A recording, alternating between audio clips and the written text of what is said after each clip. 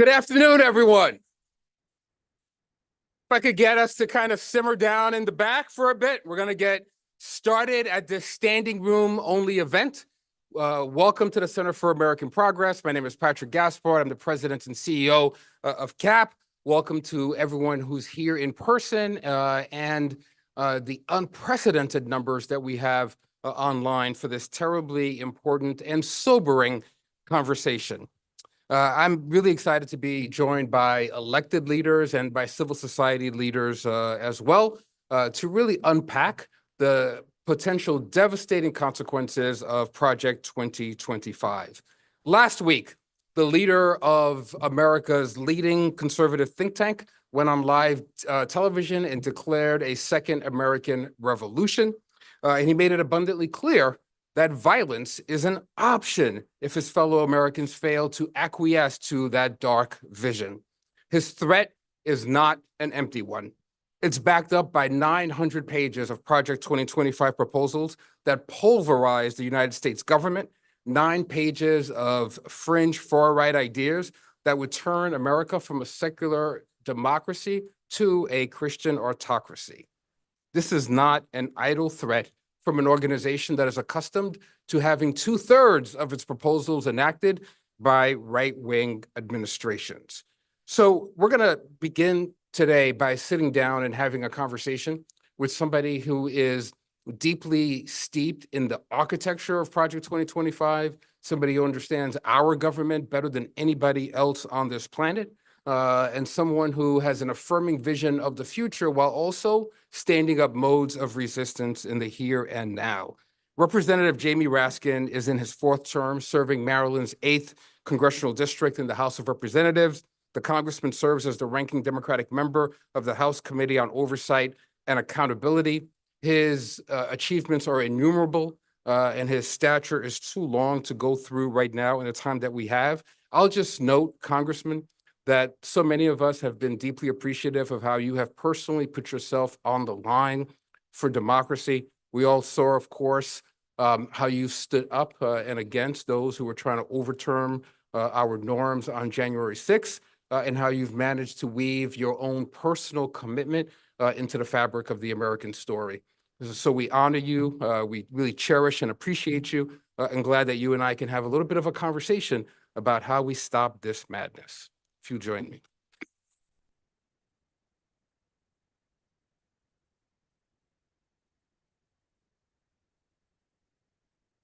Always great to see you, Congressman. I think that this is your first time in our new event space at CAP. I wish that it was for a celebration of some kind. It's not that in the least. I'm mindful of the reality that NATO's going on right now, and there are votes being called in Congress. So you and I need to get right to the business. So we've seen in the past, Congressman, that think tanks like the Center for American Progress, like the Heritage Foundation, American Enterprise Institute, et cetera, have, especially during election cycles, put out a vision for the future of America. It seems to be a thing that happens all the time. But what is unique and different about Project 2025, and why should we all be leaning in hard and understanding its implications? So thank you for having me, Patrick, and hello to all my friends at CAP, including refugees from my office who seem to come over here, and they seem very relaxed and well rested and happy compared to when they're in Capitol Hill. It is certainly that, and your point is well taken, which is that blueprints for the future are what think tanks specialize in, right? And I would say Project 25 is 3 things. One of them is that it is a blueprint for what to do. And even within that conventional category, it's an extremely radical document. You know, they want to get rid of Title I funding for public schools. They want to, move towards the abolition of the Department of Education. They want to completely overturn our understanding of the Civil Rights Act, the Voting Rights Act, and so on. That's the conventional part of it. Like, this is what we would do if we get in, they're saying. The second part of it, though, is that it is also a design for structural regime change in America.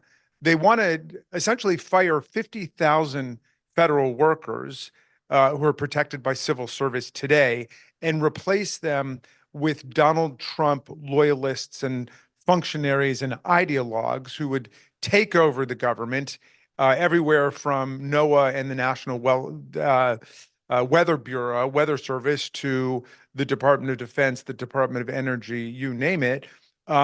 And then establish unitary executive control directly under the power of the president, to whom everybody would swear an oath to the president. What does unitary executive control mean, Congressman? Well, one example I like to think of is, you remember when Donald Trump took out his Sharpie and then redirected a hurricane in his mind. And he said, well, it's not hitting the Florida coast, it's hitting Alabama, overriding all of the scientists in the Weather Service and at NOAA, who they work in my district. And then he couldn't, but he wanted to sack everybody who contradicted him, who corrected the record to say, no, people in Alabama don't have to worry and people in Florida do. Well, under the unitary executive, the president establishes unitary control and power over every aspect of the executive branch, including executive branch administrative law judges who are supposed to be deciding cases based on facts and law, and including the Department of Justice.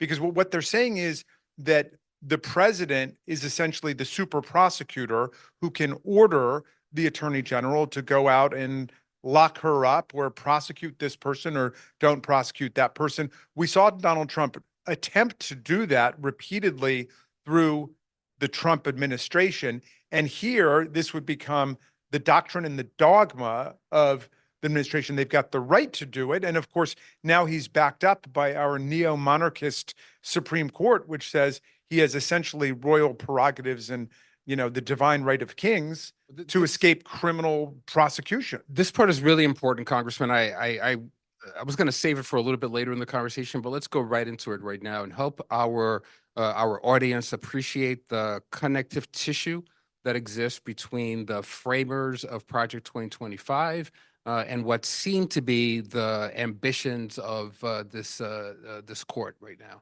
Well, the way I'm thinking in my mind, and again, there is that conventional part of it, which is basically, here are the policy changes we want to make, which are, inconceivably radical from the perspective of most Americans, but okay, those are the policy changes. Then here are the structural regime changes we want to make. And I see this as basically a continuation of the work of January 6th. They're basically picking up where the insurrectionists left off. And the Supreme Court has set the stage for it with all of their rulings that move towards the unitary executive model, that also appear to immunize a president who has monarchical and dictatorial ambitions and pretensions, because now you can't prosecute that person for official acts, and official acts are presumed to be anything that takes place under cover of office, right? And so the Supreme Court went even further than Donald Trump's lawyers were arguing. They seemed to concede that when Donald Trump called up Clark in the Department of Justice and tried to stage a mini coup over there, that was outside of his official acts, or when he worked to orchestrate counterfeit electoral college slates to overturn the legitimate election. Trump's lawyers seemed to concede that was acting in his private capacity, not in his official public capacity. But the Supreme Court says, no, all of those are presumed to be official acts. And that's why it's such a monarchical holding. It's saying that the president is really held to a completely different standard than everybody else is. But, the third and last thing about it is, and this is the really scary part, and this is the kind of literary part to it. It's not just radical policy changes. It's not just regime change that we might never recover from, but it also is a kind of civilizational death wish, because they also want to wipe out all the progress that this administration and the government and Congress have been making on climate change, so that climate change will become officially taboo forbidden language. You won't even be able to mention it, much less do anything to act on it. And we are in a civilizational emergency and crisis, and they want to turn the other way and hand everything back to big oil and big gas because that's where their campaign contributions are for 2024. You have this wonderful way of segueing into the next set of questions, but I want to be clear here that you just laid out a kind of doomsday vision that takes the Chevron ruling, the immunity ruling, and codifies a kind of Caesar-like aura to the presidency. That's an astonishing thing to think about when you consider that this could lead to the weaponization of DOJ, the weaponization of IRS, et cetera. But you just noted climate change. You talked about big oil. I wonder, Congressman, if we can get you to just kind of press hard into the economic implications of Project 2025. That goes without saying. And to be clear, just to restate the obvious, it's not my vision.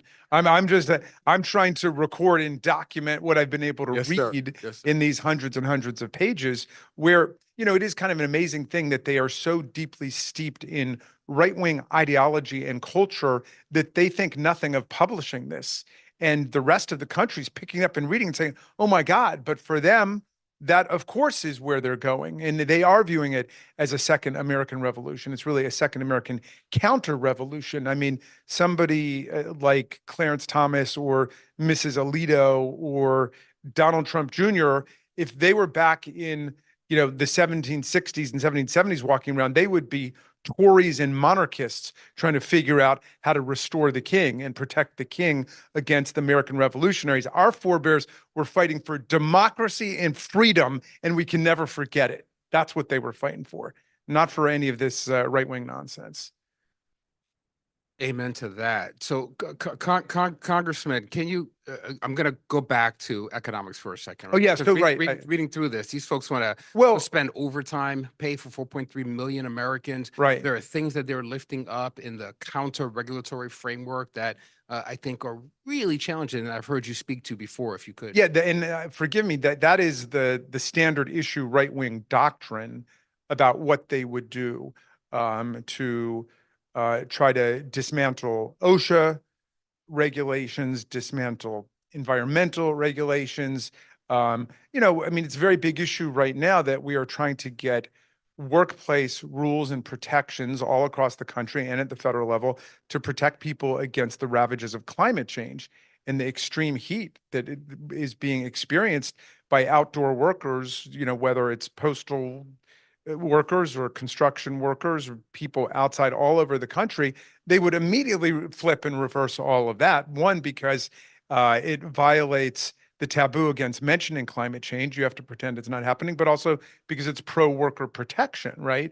So they will do everything in their power to reinstate union-busting policies across the country to make it much harder for people to organize into unions at a time when interest in joining a union is stronger than it's been in many decades, especially among younger people who see the value of that. All of that goes without saying that that's the heart of what they want to do policy-wise. And then they do want to try to entrench it with institutional changes that would be very hard for us to liberate ourselves from. I mean, they want to install the power and insulate the power of gerrymandering across the country. They want to protect all of the anti-voter provisions that have been adopted across the country, reverse any Department of Justice actions that would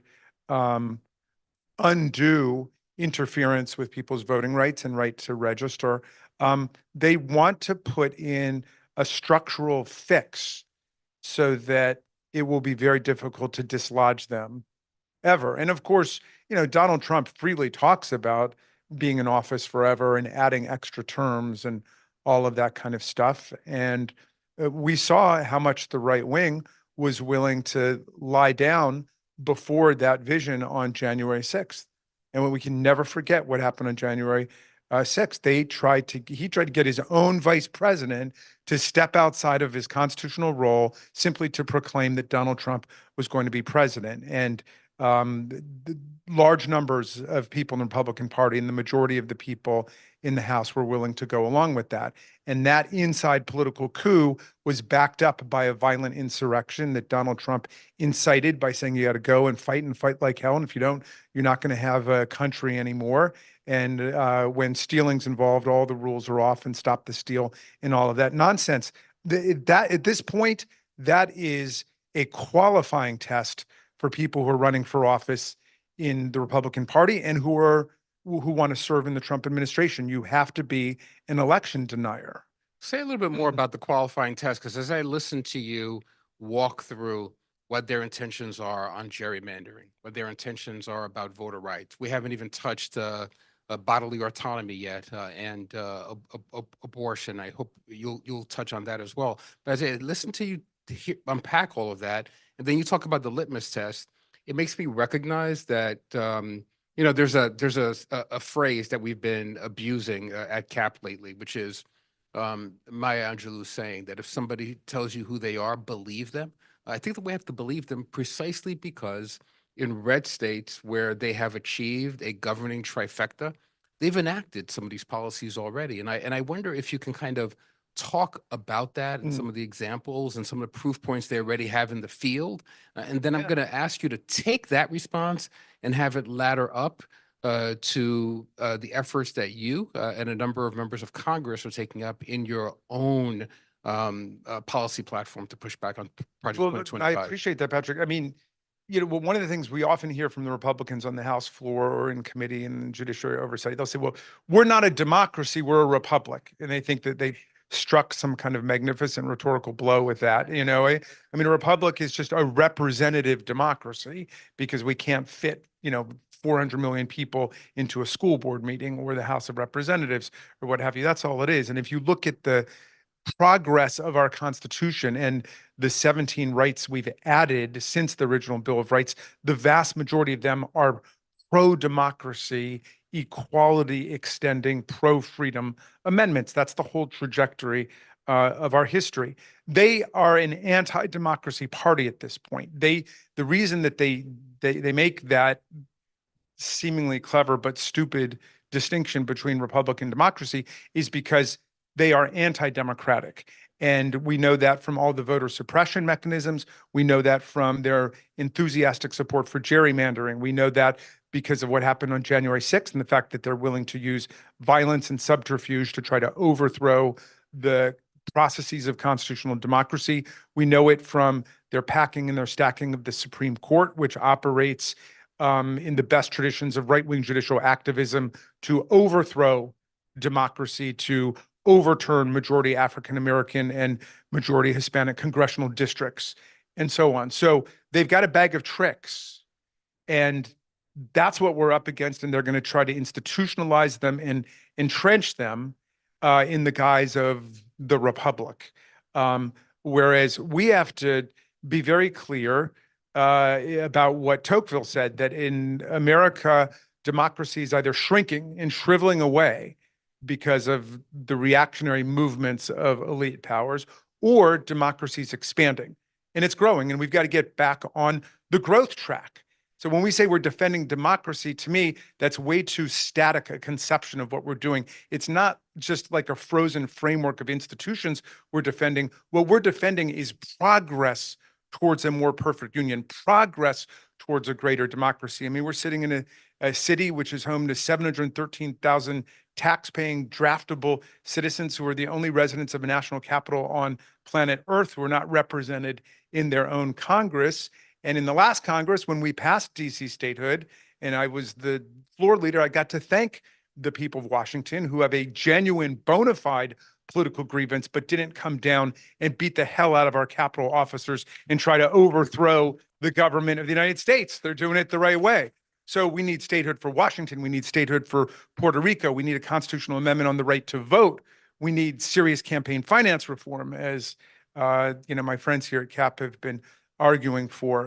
There are a lot of changes that we need to make towards democracy. We got to be moving democracy forward, not regressing to some kind of semi-monarchical, authoritarian, fascistic form of government, which is where they want to go. But we do have to talk about theocracy, which is kind of the heart and soul of where they're going. And that's where they think they can get millions of people behind. Can you help folks understand what this means, right? Because we conduct more than a little bit of polling here at the Center for American Progress, and when you ask folks, well, when you say things like, through Project 2025, this extreme right wing intends to lift up a Christian nation, a Christian autocracy. People hear that and they think, well, I'm Christian. What exactly is wrong with that? So help us understand what you mean by theocracy and why that is profoundly out of step for American norms.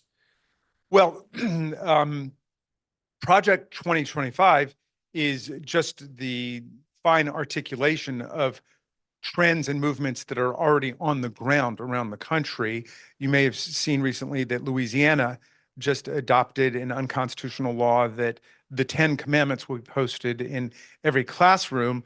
That's one way of thinking about why this doesn't help you, even if you're a Christian, even if you want to establish your own religion. There's about a dozen different versions of the 10 Commandments. Some Christian denominations have 11 commandments, some have 12, some have 8. They're all stated differently. They came into the oversight committee talking about this, saying, Texas just endorsed the 10 commandments. We've got to endorse the 10 commandments. I said, well, what about the establishment clause, right? There shall be no law respecting establishment religion. What about the clause which says there shall be no religious tests for public office? What about the free exercise clause? No. They say this is the cornerstone. The 10 commandments are the cornerstone of the Bill of Rights. Really, like, thou shalt have no other God before me is the cornerstone of religious free exercise. It doesn't quite compute for me, but I went to the rules committee. I said, okay, good. If we're going to vote on the 10 commandments on the floor of the United States House of Representatives, we should have to vote on each commandment separately. Okay. You can't get away with the omnibus package. And you can't vote for any commandment you've ever violated yourself. All right, because you'll be taking the name of the Lord in vain. Look, the founders of the country rebelled against centuries of religious imposition and state-controlled religions and wars between the Catholics and the Protestants, every bit as vicious as the wars today between the Shia and the Sunni.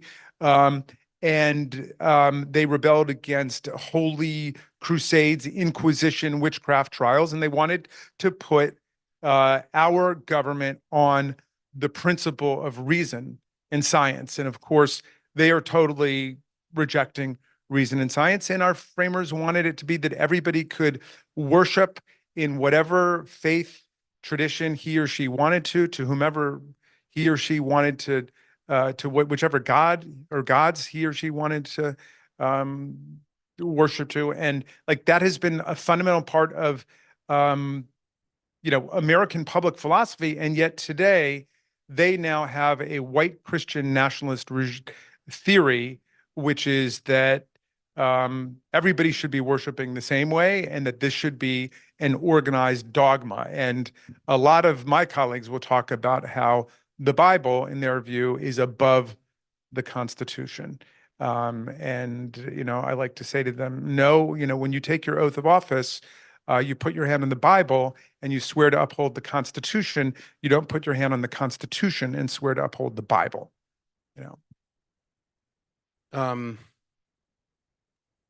Congressman, I'm gonna, sometimes I feel as if I'm in the habit of making a set of assumptions about just how much is understood about Project 2025, right? I will go on MSNBC and I will say a thing and hurry on past it and assume that we all have consensus. But I want to go back to the first point that you made about the civil service and their determination to unpack the administrative state, as they call it, by forcing out 50,000 civil servants and replacing them with political appointees. The civil service is much maligned, right? If you talk to the average American about our bureaucracy, they don't have positive things to say about it. They think it doesn't work all that well. And they think that there is a permanent government that sometimes stands in the way of a set of needed popular reforms. Help us to understand the the difference between being frustrated and exasperated with that, and to really appreciate what it means to upend the civil service across these agencies, and help us all as your fellow Americans to really understand who these people are that we're talking about, who serve our government, who serve our needs in Department of Education, Yeah. Department of Ag, Department of Health. Well, I mean, the poor esteem in which, some members of the federal government are held by some people follows decades of disparagement and attack in politics. I mean, that is a very deliberate strategic effort to try to bring the government into disrepute. But, if you come to my district office in beautiful Rockville, Maryland, because you got a problem with Social Security or Medicare or Medicaid or PPP loans or passport, it is going to be the civil servants, the government people who work in my office, who are going to help you navigate your way through a bureaucracy, which is complicated because we got hundreds of millions of people in the country, in order to get what you need.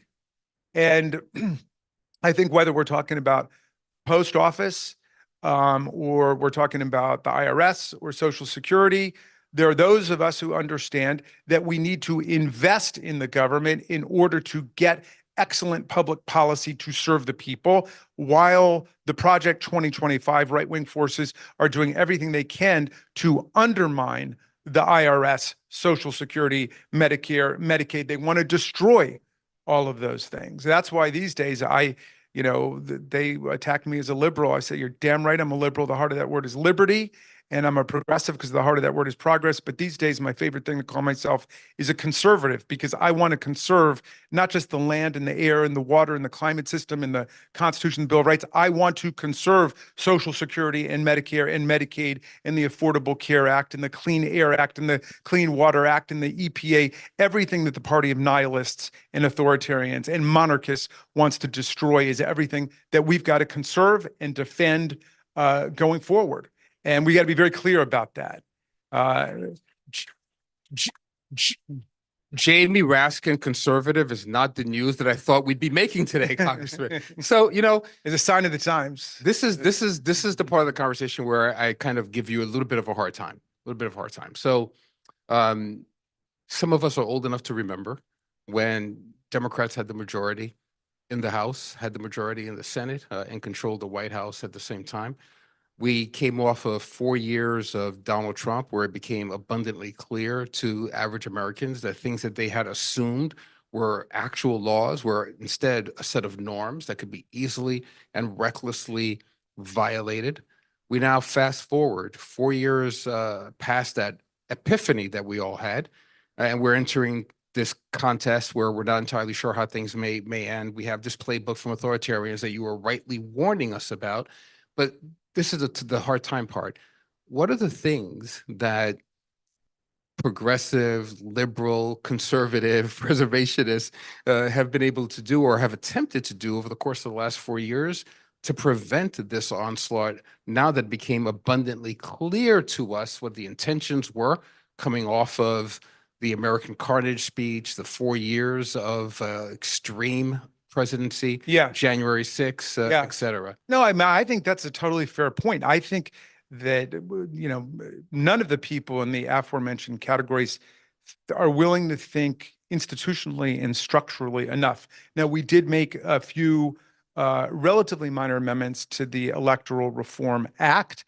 I mean, we made it clear that the vice president can't simply, grab the football and run away with it all and say, here's who your president is going to be. We made it far more difficult to challenge the certificates of ascertainment being sent in by the governors with respect to the particular state. So we made some minor structural adjustments, but we needed a lot more than that. I mean, I've been whining along with my friends at CAP for many years now about the foreign and the domestic emoluments clauses and how Donald Trump converted the presidency into an instrument of private self-enrichment and private money-making while he was president.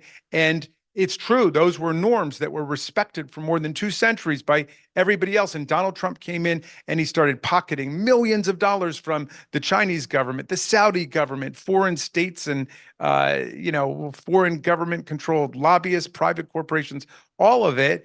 And the truth is just beginning to come out now. We know it's millions of dollars, but we should have been and we should be now legislating to stop it. It should be a crime to do that. And presidents should have to report immediately any money that they're getting from a foreign government, and Congress should have to act on it immediately and vote on it. And we've got legislation to that effect, but there are a whole series of changes which we need to make, because what we've seen all over the world, whether you're talking about Putin's Russia or Orban's Hungary or Xi in China or Erdogan in Turkey, the rise of these criminal states where states are run like criminal gangs and the person who gets in is a godfather. And we know that Donald Trump mimics that exact same kind of system. So we've got to protect what we've built in America, our constitutional democracy, against fusion into a criminal state and takeover by criminal forces. So in essence, we have to democracy-proof our institutions from this madness. So I'm getting the high sign, Congressman, that you have to go to cast a vote, but I'm going to give you an opportunity to leave us with a last 1-minute exhortation about what you think we ought to be most concerned about and actualizing right now in this moment. Well, but I want to commend Cap just for the generally excellent work you do, but also for helping us to galvanize public attention around Project 2025. I mean, they clearly have an organizing principle. What they learned from the last Trump administration is they did not sufficiently pack the government with people who are willing to engage in post-constitutional actions, which is language that they use now. Somehow we've gotten beyond the Constitution, and it's all about power, and they're going to use their power in order to entrench themselves. So what we're talking about here is protection of the democratic form of life. Can I leave you with 2 uplifting quotes from Democratic patriots? Nothing would make me happy. All right. And one is the great Marylander Frederick Douglass, who who was born into slavery an hour away from here at the Wye River Plantation, who escaped to freedom and became our great freedom fighter. And he said, if there's no struggle, there's no progress. And the struggle may be moral, it may be physical, it may be moral and physical, but there must be struggle. Power concedes nothing without a demand. It never has, and it never will. So there's a message to you from Maryland. And I'll leave you with the words of the great Tom Paine, who my son Tommy was named after. And Tom Paine got here in 1774, 2 years before the revolution, and he fell in love with the promise of America. He said, if this country lives up to its principles and its ideals, it will become an asylum to humanity, he said. Not an insane asylum, mind you, but a place of refuge for people seeking freedom from religious and political and economic oppression. But anyway, after writing Common Sense, which helped to ignite the American Revolution, he wrote this beautiful pamphlet called The American Crisis in 1776, because it was a time much like today. It was very divided, and a lot of people said, you can't beat the kings and the queens and the czars and the emperors. This democratic self-government thing doesn't really make any sense, and freedom is too much freedom, and you can't separate church and state and so on. And he wanted to give people a sense of hope. And so he wrote this pamphlet, and I'll just quote a little piece of it for you, but I'm going to update the language pursuant to instructions from Nancy Pelosi, who said Tom Paine was a feminist and he wouldn't care. And he said, these are the times that try men and women's souls. The summer soldier and the sunshine patriot will shrink at this moment from the service of their cause and their country, but everyone that stands with us now will win the love and the favor and the affection of every man and every woman for all time. Tyranny, like hell, is not easily conquered, but we have this saving consolation. The more difficult the struggle, the more glorious in the end will be our victory. So let's make that victory ours in 2024. Why we love Jamie Raskin. Thank you so very much, Congressman.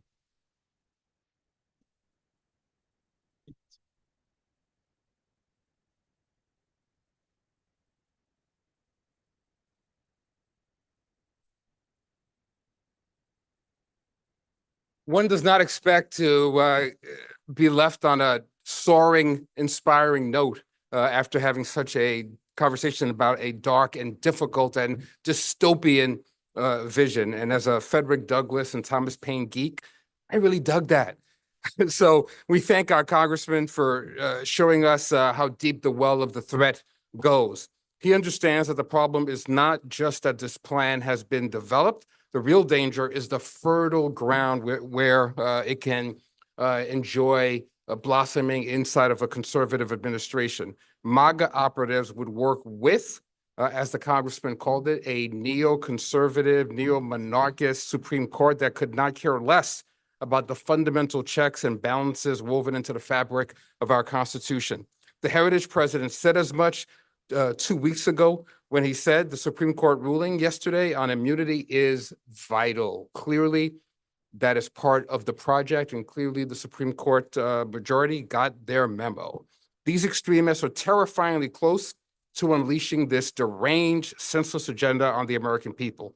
They want to take us back, not to 1964, but 1864, when men made decisions for women, when people who looked like me did not have the full agency and franchise of this great American republic, when huge corporations worked folks like farm animals. Project 2025 is not some frivolous academic exercise. I'm going to say it again. Project 2025 is not some frivolous academic exercise. This is well-resourced, deeply invested in, over 100 organizations that are accustomed to being able to drive their agenda through an administration, through Congress, have come together to design this strategy. So what are we doing about it? CAP believes that we have an obligation to inform, and we are taking that obligation very seriously. To date, we've published more than a dozen research products dissecting ideas outlined in Project 2025. We're releasing multiple new analysis on the plan weekly. Our analytics show that these pieces are receiving 5 times the traffic of most of the things that we kind of put out and socialize in the world. We've seen an uptick in searches for Project 2025, an uptick of awareness, and a sense that these plans are, by any objective analysis, absolutely horrifying, and one needs to be galvanized against it. In the past weeks, we've lifted up the Project 2025 plans to ban abortion nationwide, deny climate science, and take us back to the days where employers could discriminate against women, people of color, LGBTQ Americans, straight across the board. While it may be politically expedient for a certain convicted felon to feign ignorance of this platform, we know that it's explicitly designed around his ambitions and the ambitions of those who hope to be able to ensconce him in the Oval Office. The people behind Project 2025 are damn serious. They're prepared to take advantage of the policy vacuum of a term that will be driven by a kind of narcissism and egotism that is ideologically malleable. CAP has the privilege to partner with Accountable US, US Democracy Forward, the Hub Project, and several others to recruit and empower a broad community of stakeholders to spread the word. Analysis released just yesterday by the Washington Post showed that the wave is catching up to the stream. Social media discussion on Project 2025 has tripled since the start of June.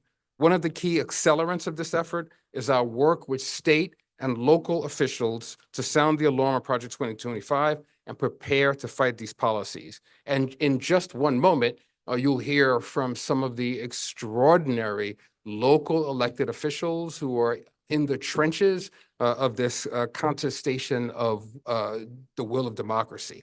But first, our wonderful video team here at CAP has developed what I think is a deeply affecting short film that expresses what we're up against. We'll put this video out on our social channels a little later today, but we wanted to give you all a sneak preview of it. Project 2025. Project 2025. Project 2025. Project 2025 plan. Project 2025 is that plan, that project out of the Heritage Foundation that is looking at a wholesale reorganization, not just of the government, but of the country.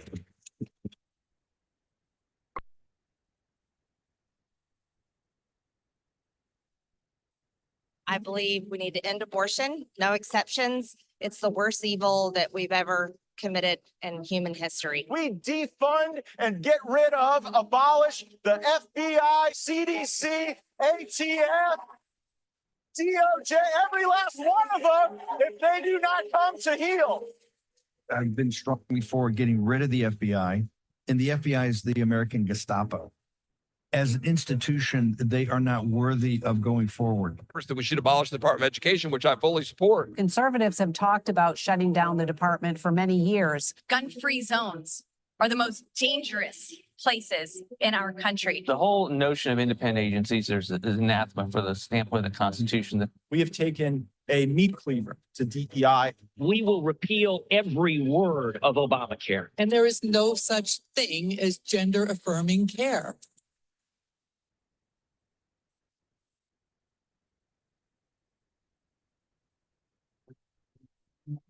Project 2025 would dismantle democracy as we know it. What we're doing is systematically preparing to march into office and bring a new army of essentially weaponized conservatives ready to do battle. These extremists do not make threats, they make promises.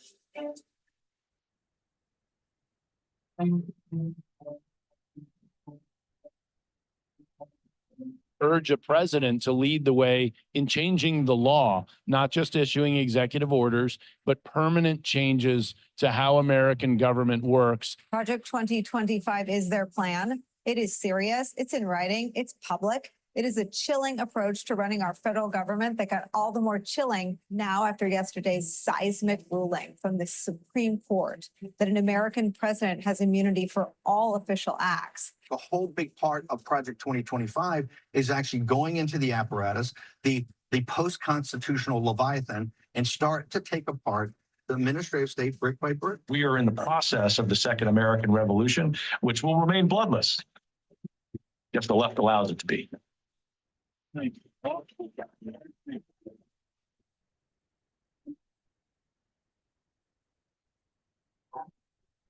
They are attacking our most vulnerable citizens.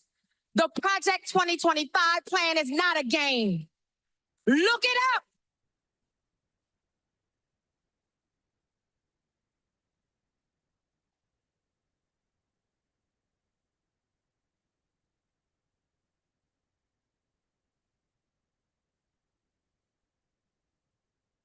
Look it up and believe them.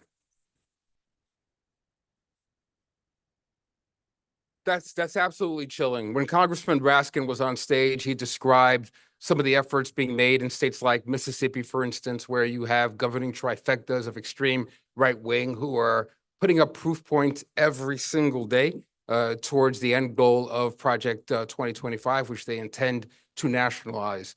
We're joined now by local elected officials, state and local elected officials who have been on the front lines, who have been using all of their guile, all of their courage to stop some of these efforts. And they're going to have a chance to talk with you about all of that.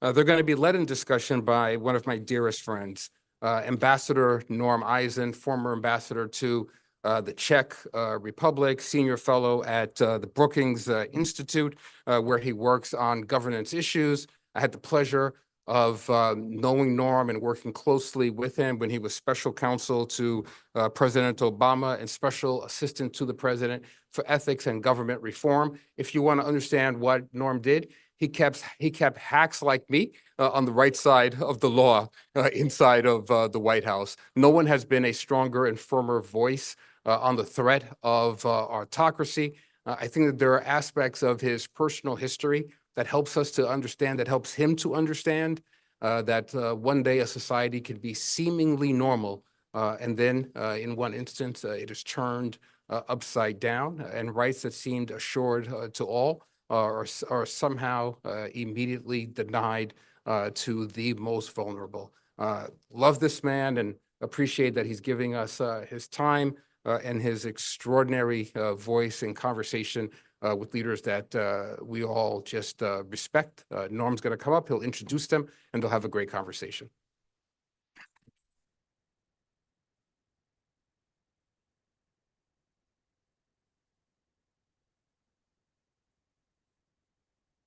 All right. Oh, I've got one over here. Tucked in. Thanks, everybody. Patrick, thank you for those kind words, my friend. I want to thank CAP for all of the extraordinary things that this institution does in Washington, across the country, truly global impact, speaking for all of us across a broad array of issues. I'm very fortunate to be able to work with Patrick and his colleagues on a daily basis in defending this ongoing work of defending democracy. We're here today to talk about Project 2025. There are aspects of that project. Patrick and Congressman Raskin talked about some of them that are outright illegal, but there are also a lot of elements of Project 2025 that are in the twilight zone of what the Supreme Court would allow, other courts might allow, even if we know that they are unconstitutional or illegal. Just as who would have ever imagined you would have a Supreme Court that would essentially authorize presidential assassinations using their official powers of political opponents. And that's why it's so important that we're here together today, just as was the case in convincing Americans that Roe could actually be overturned. Americans are now wrestling with the question, could these crazy policies in Project 2025 actually happen? We don't have to leave that to our imagination, because we're already seeing the spirit of Project 2025 being implemented in the states. That real world experience with the spirit of overreach and autocracy, so foreign to the core ideas of America, is what we're going to talk about today. We will discuss with our all-star crew of state representatives from across the country the examples in the states. We sometimes talk about the Brandeis idea as the states of little labs of democracy, but they can be little labs of autocracy also. We'll talk about aspects like the corruption of public institutions through illegally ousting public officials, the constraints on public education and childcare, attacks on workers, even reinstituting child labor laws, the attack on affordable health care and on rights and freedoms, including the sacred right and freedom of choice that is under assault everywhere, and that we must continue to fight for. In all of these dimensions, the autocratic spirit of Project 2025 is already in motion. The frog is being boiled as the water is warm, and these state legislators are going to tell us how we can take the temperature, sound the alarm, and what we can do about this profound threat to our nation.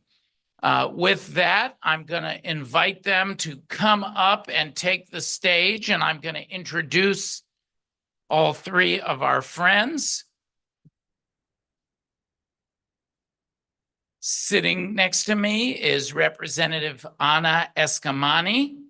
She represents District 42 in the Florida House of Representatives. She made history as the first Iranian American elected to any public office in Florida, and has championed critical issues like housing affordability, tax breaks for working families, not billionaires, environmental protection, equality for all, funding for public schools, fighting human trafficking and preventing sexual assault, and the support of arts and culture funding. She's amplified the work of many nonprofits, promoted small businesses, and secured millions of dollars for House District 42, including state funding for 4 separate water infrastructure projects. When it comes to policy, Representative Escamani advocates against preemption, corporate giveaways, and anti-equality measures while pushing aggressively for issues that improve the lives of Florida's most vulnerable. And as if all that were not enough, she recently just completed her PhD in public administration from the University of Central Florida in all of her spare time. Welcome, Anna. Thank you so much for having me. It's an honor to be here. Representative Jennifer Glover Confirst, at the end of our panel, is a member of the Iowa House of Representatives, representing the 32nd District since 2019. She was elected in 2021 as the House Minority Leader in recognition of her sterling leadership, and that made her the very first woman to hold that position in Iowa. Representative Confirst is currently an associate professor at Drake University School of Journalism and Mass Communication. Her policy priorities include improving support for public education, and she also makes that a priority in her own life as an active volunteer in her kids' education at every step from preschool to high school. She also sits on the DLCC, the Democratic Legislative Campaign Committee Board, and works nationally to show how building democratic power in states like Iowa is crucial. That's small d democratic power, in case you're wondering. And in the middle is Representative James Del Tallarico, who was elected to the Texas House of Representatives in 2018 to represent District 52, and following the 2020 redistricting cycle, was elected as the representative for District 50 in 2022. James is a former teacher. Pardon me. James is a former teacher who has worked to ensure that all Texas students have access to a quality education. As you'll hear, that's not such an easy battle to wage in Texas. He helped write the most significant reform to the state's school finance system in 20 years and has gone on to pass major legislation that has opened up millions of dollars for student mental health and character education programs, established the first ever cap on pre-K class sizes, and has improved the quality and affordability of childcare. James has also dramatically reduced prescription drug costs for Texas patients, passed laws to combat teen fentanyl overdoses, and made sure all incarcerated minors in Texas have the opportunity to earn a high school diploma. As among, not to be left out among our overachievers, he's enrolled in seminary and is an aspiring pastor. So thank you, James, for joining us. And let's jump into it.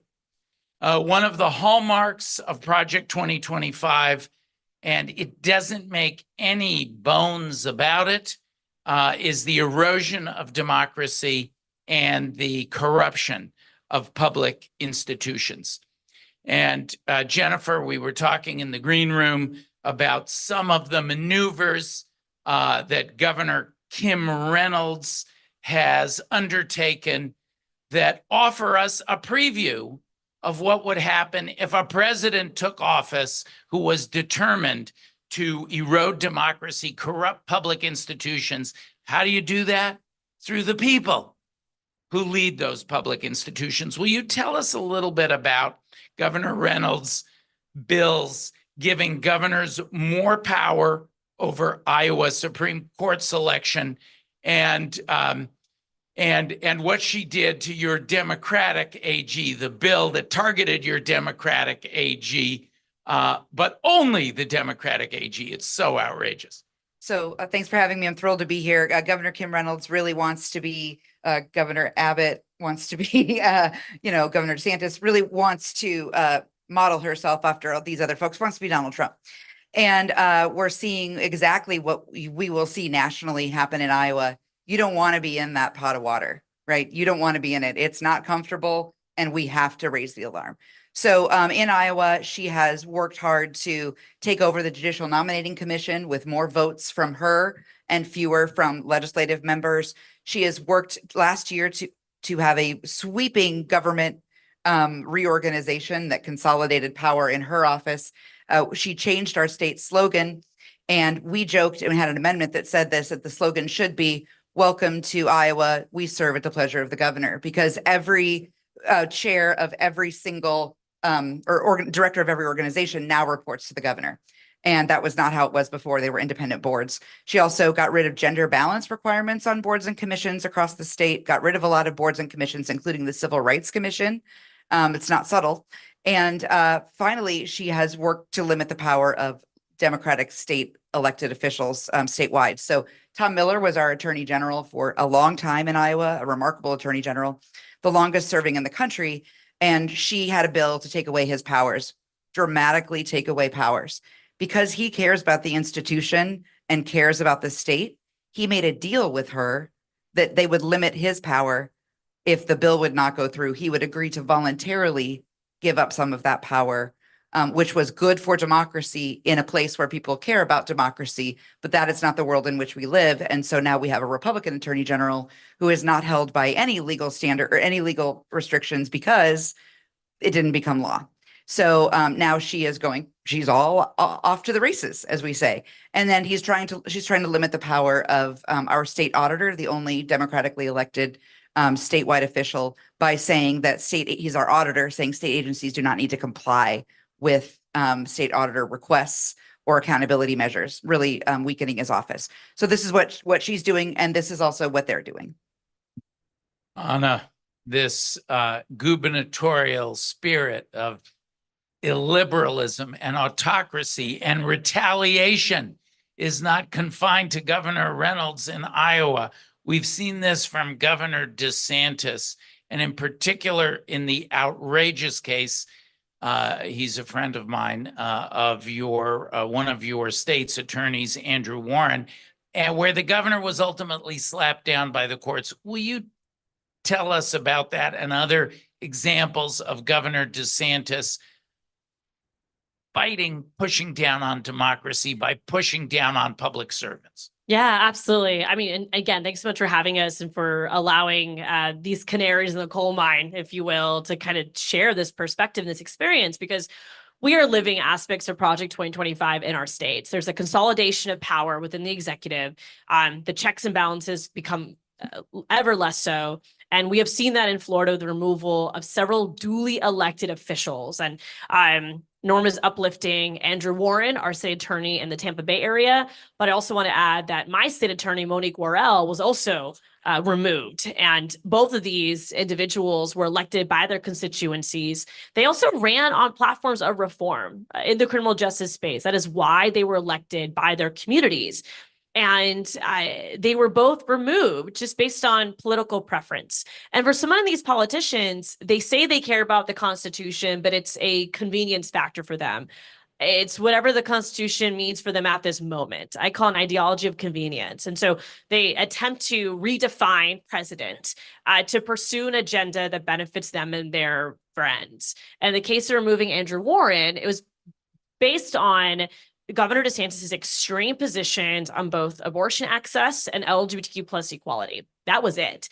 And it wasn't even something that Andrew Warren did. It was something that Andrew Warren said. His First Amendment right is what was used to weaponize the court system for the governor to remove him. And I'm sad to say that even though the courts ultimately ruled in Andrew's favor, they said they did not have the power to reappoint him. So now we have both of these individuals rerunning for their seats again. And there is this fear of what if they win? Can DeSantis just remove them again, right? Because there's just no accountability. There are no checks and balances.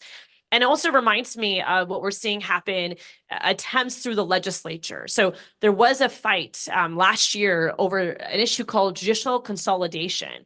Long story short, Florida Republicans wanted to basically downsize our judicial circuits to make it nearly impossible for there to be democratically elected public defenders and state attorneys and even judges. And we were able to actually push back a huge cause to the legal community. And these were conservatives and liberals in the legal community, from country lawyers to city slickers, who said, we don't want judicial consolidation. So we were able to stop it. But the attempt to do that was to redraw, gerrymander our judicial circuits to create an environment where there is no accountability, there is no following the law, there is no law and order, as many conservatives like to say. And it just is one of those indicators of what's to come if you allow something like Project 2025 to get into the White House. James, in Texas, we know you aspire to do everything bigger. And so you'll know this is not good when you hear the name of the bill, the Death Star bill that Governor Abbott pushed through, like in Project 2025, which has the ambition to empower the president as a unitary executive and to shrink the so-called deep state. This MAGA majority on the Supreme Court has facilitated that through its decision in Loper Bright, striking down efforts of experts in government to interpret the law. Governor Abbott pushed through a bill to enhance his power at the expense of local government and local government leaders who reflect the wishes of the voters, the will of the voters in their communities. Will you just tell us a little bit about that, please? Yeah, so I'm an 8th generation Texan. My family's been in our state since it was Mexico. Texas gave this country Willie Nelson and Beyonce Knowles. Texas gave this country Tex-Mex cuisine and Tejano music. Texas gave this country Barbara Jordan, Ann Richards, LBJ, and the Great Society. But now Texas Republicans have given this country a blueprint for ending democracy, consolidating power in the executive branch, erasing checks and balances, undermining voting rights, overriding local control. This is what Texas Republicans have done in our state, and it's what anti-democracy forces in this country are planning to do at the federal level, and it's why we have to stop them. Let's turn to another topic, because it's not only democracy, democratic institutions, and government servants, including elected government servants, that this spirit of Project 2025 attacks. It's also some of the most vulnerable in our society. And who do we want to protect more? Actually, the theme of education and getting more education was one that was woven through our introduction. Who do we need to protect more than our kids?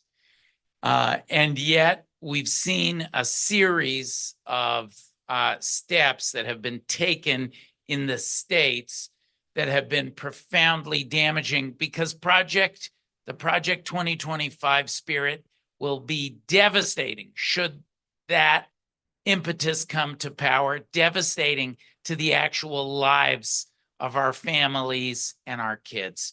Jennifer, I'm going to come to you again to talk about the experience with private school vouchers in Iowa and the impact that has had on public education for all. Yeah, Iowa used to be first in the nation in education. Actually, my mom gave up custody of me to send me to Iowa so that I could go to Iowa public schools from Florida. It was a different time. I get it. But this has been, we've been just a a beacon for public education, and the governor and the folks in charge in Iowa have really attacked public education at every step. And interestingly, in Iowa, they've given the Department of Education more power, but that is only by taking it away from local school districts and by local school boards. And so they're growing the Department of Education, but they're also in charge of it. And so that is not necessarily reflective of Project 2025, but does reflect their goals and desires. So private school vouchers were a bill that our governor wanted desperately for a lot of reasons, and pushed very hard. I will just say, when it comes to putting people in place who are like the governor or like the president, she was down 5 votes for school vouchers in 2020 and 2021. And just coincidentally, 5 sitting members of her party were ousted in primaries where she campaigned for the other person. So you get your way. That's what she wants. She wanted to get her way. So then we came in, we did school vouchers right away. These vouchers, the income limit now goes away this fall, but it's a 3-education project. And anybody who's ever been in government knows, can you imagine having an unlimited appropriation? This is the only unlimited appropriation in our state, is for private school vouchers. So what we've seen happen is tuition go up at private schools, of course, by about $7,250. What a surprise. And they're still turning kids away. There's very little accountability for these vouchers. We just had a school district close, and we have found that these people in Iowa are furious about this because it is gutting public education's funding. The money comes off the top. So over 5 years, it will be $1 billion of an $8.5 billion budget will go to private schools with no accountability. And that is what the governor wanted, and that is what we're seeing happen. And so the richest kid in Des Moines can go to school on taxpayers' dime. James, Project 2025's plans to phase out federal funding for aspects of K-12 education could mean at least a 10% reduction for education funding in Texas, which already has some of the lowest per pupil funding levels for public schools in the nation. As a former public school teacher yourself, how have you seen cuts to education funding impact kids and teachers in Texas? So before I was a politician, I was a middle school teacher. I often say being a middle school teacher is the best preparation for serving in politics. And I served in the classroom right after the state legislature cut about 10% from our education budget. And so I had, in one class period, 45 kids. And it's 45 middle schoolers in one class period. Yeah. And I didn't have enough desks for all those students. So I had kids sitting on the air conditioning unit. In the wealthiest country in human history, in the 21st century, children sitting on the air conditioning unit. And so much of this voucher debate is not just hurting kids, it's also trying to blur the lines between church and state. Project 2025 is rooted in Christian nationalism. We all know Donald Trump is not religious. I doubt he's ever opened a Bible. But Trump is surrounded by religious extremists. He's their useful idiot. As long as they give him power, he gives them their policies, just like he did when he overturned Roe v. Wade.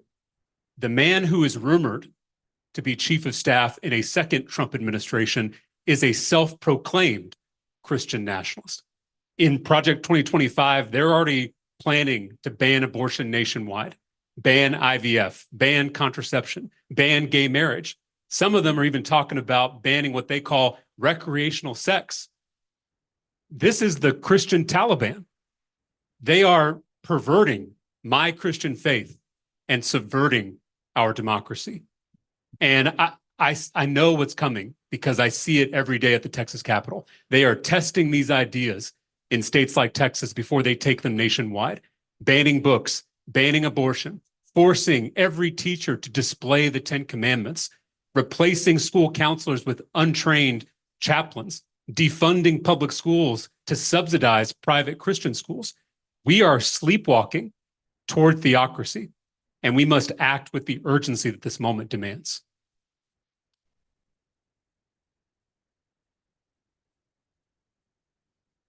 Anna, you've seen some of that dystopia firsthand in Florida. Book bans, the Don't Say Gay bill, DeSantis' proposal to eliminate in-state tuition for undocumented students. What does that Project 2025 style of governance look like in Florida? Well, as James was mentioning, a lot of these folks believe in original sin, but not original bills. And so it's copy and paste legislation across the country. And we're seeing the impact of it. And I want us to think about why. Who does it actually serve? Is it just an ideological agenda, or is there something much more deeper than that? I often remind my constituents that when we face these battles that have often been branded as culture wars, that it's actually a class war. Because at the end of the day, when you demonize initiatives like diversity, equity, and inclusion, whose main intention is to ensure that little brown girls like me who grow up in working class families have the same opportunity as anyone else, to make sure that when I went to my public school, that I could be treated as equal, that I wasn't going to experience the labeling theory or racial bias, that I would have equal access to scholarships to go to college. That's the whole point of American democracy, is that one person matters and every person counts. But when you demonize those types of initiatives, those types of programs, it's not because folks just have a personal preference, because they see it as threatening the status quo. They see it as threatening their power and their control. All the issues that we're talking about have to do with self-determination, the ability to decide when or not to parent, the ability to read what book over another book, the ability to learn, the freedom to learn. And when you take that away from people, you further the divide between the haves and have-nots. If I don't have access to good public schools and my $8,000 annual voucher, and that's what it is in Florida, by the way, it's only $8,000. What good private school has tuition $8,000 annually? So what ends up happening is these strip mall schools pop up across the state. And they sit a kid in front of a computer and say, that's that's education today. That you might wear a little school uniform, but the quality is not what you think a private education is. And so what ends up happening is, for the kids who are subjected to that, we get less of a quality education. So we're taught to be followers, not leaders. We're never going to see ourselves on a stage like this. We're never going to see ourselves with the capacity to run for office. And it maintains those in power to continue to have power. And so I want to really just remind folks that every culture war is a class war. And Project 2025 is not just an ideological weaponization of government to serve a few. It's also designed to have this decades-long impact for generations to come, where we're going to further the divide between the haves and have-nots. And that is the antithesis of American democracy, is the antithesis of why my parents immigrated from Iran to call this country home. And that's why so many of us every single day fight like hell to protect this country and to really fulfill the American dream that so many of us aspire to live and to pass on to generations to come. Okay, we're going to do a little bit of improvisation. We're going to do 2 speed rounds, because it's not only democracy itself and the public servants elected and appointed who fight for that democracy. It's not only the kids and the teachers in our schools that come under attack, but it's also the parents. It's every member of the family. The attack is around the kitchen table. So I want to talk a little bit about the attacks on workers. I'm going to do a quick speed round. Then we're going to talk rights and freedoms. We're going to try to knock that out in the next 3 or 4 minutes. Then we'll do 10 minutes of questions, right? Okay, good. They're furiously holding up signs telling me, go faster, go faster.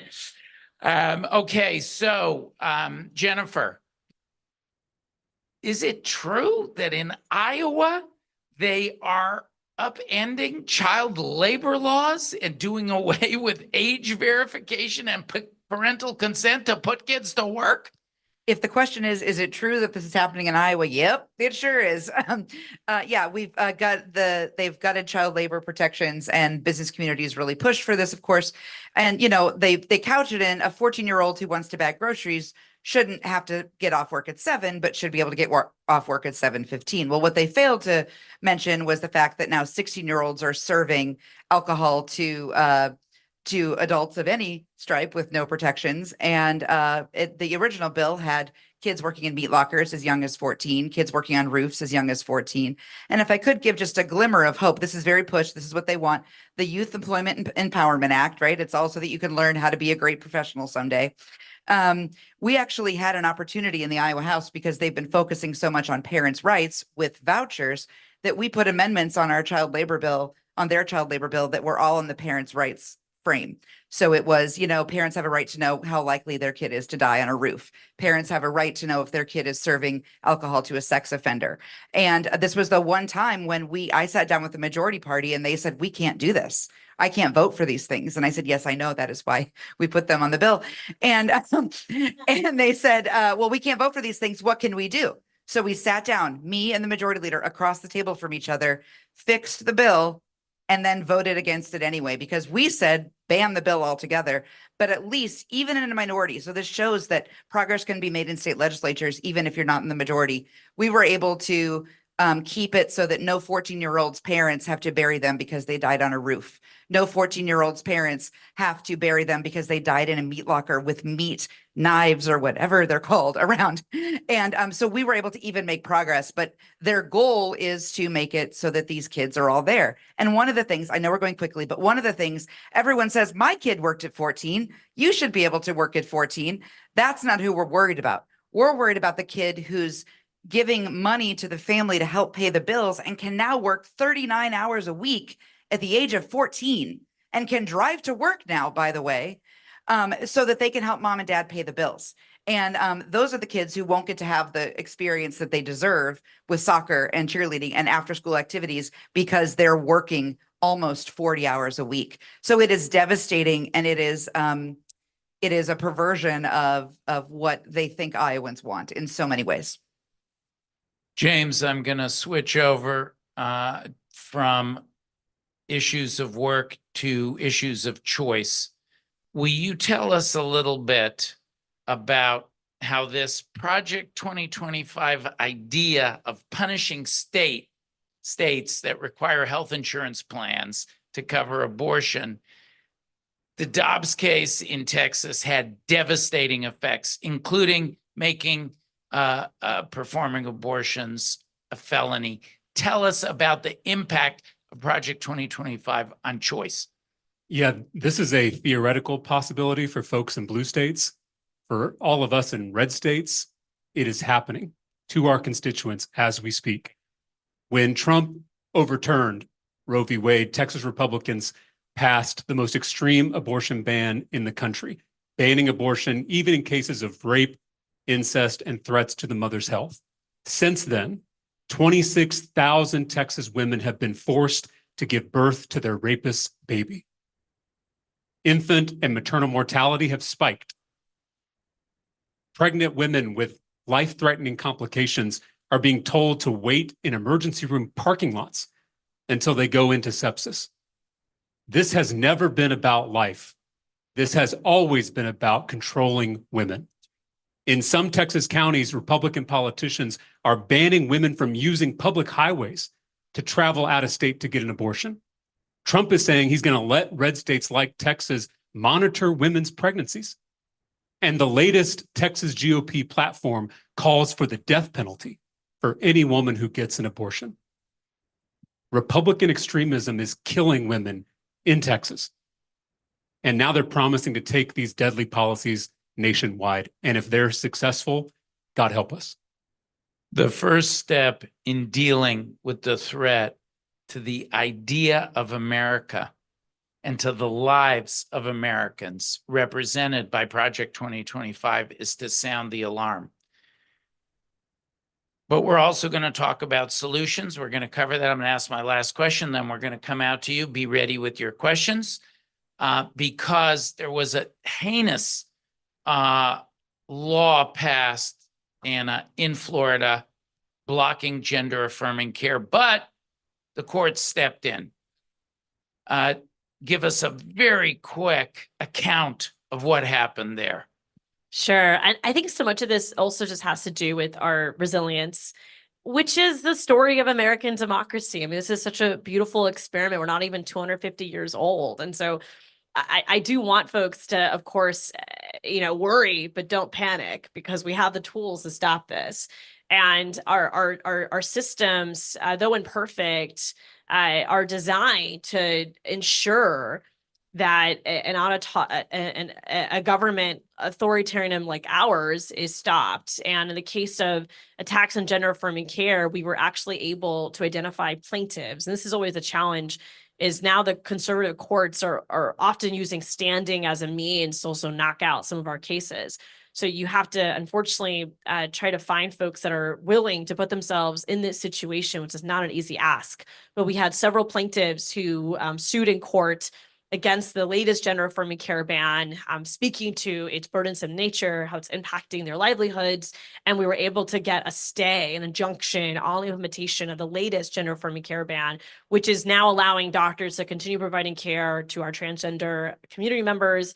And it's been just incredible to see the impact on the ground, because I have so many doctors and nurse practitioners and trans constituents who some had already left the state of Florida. And of course, those who stayed can now access the medication they need to survive, to be their authentic selves. But it's one of those examples of how a lot of these fights, they take time. We were just talking about the Fall of Roe. That was a 50-year campaign by the far right, by extremists, to take away our freedoms and ability to make decisions about when or when not to parent. 50 years. So for those of us who care about American democracy, who see the potential of this great country to continue forward, we have to have that same level of grit and determination and resilience long term, because one election is not the key to collective liberation, but my God, is it important. But when we get through this election cycle and there's all this chatter about all these different topics related to it, we need to remember that the fight doesn't stop after November. We have to keep going. And that's the only way we're going to not only build back states like ours, to go back to our origin stories, right, of caring about every person, but it's also the only way we're going to actually build a democracy that everyone feels represented by. Because I do worry, Norm, that, part of the momentum of the far right is that they have tapped into everyday Americans who feel left behind by government.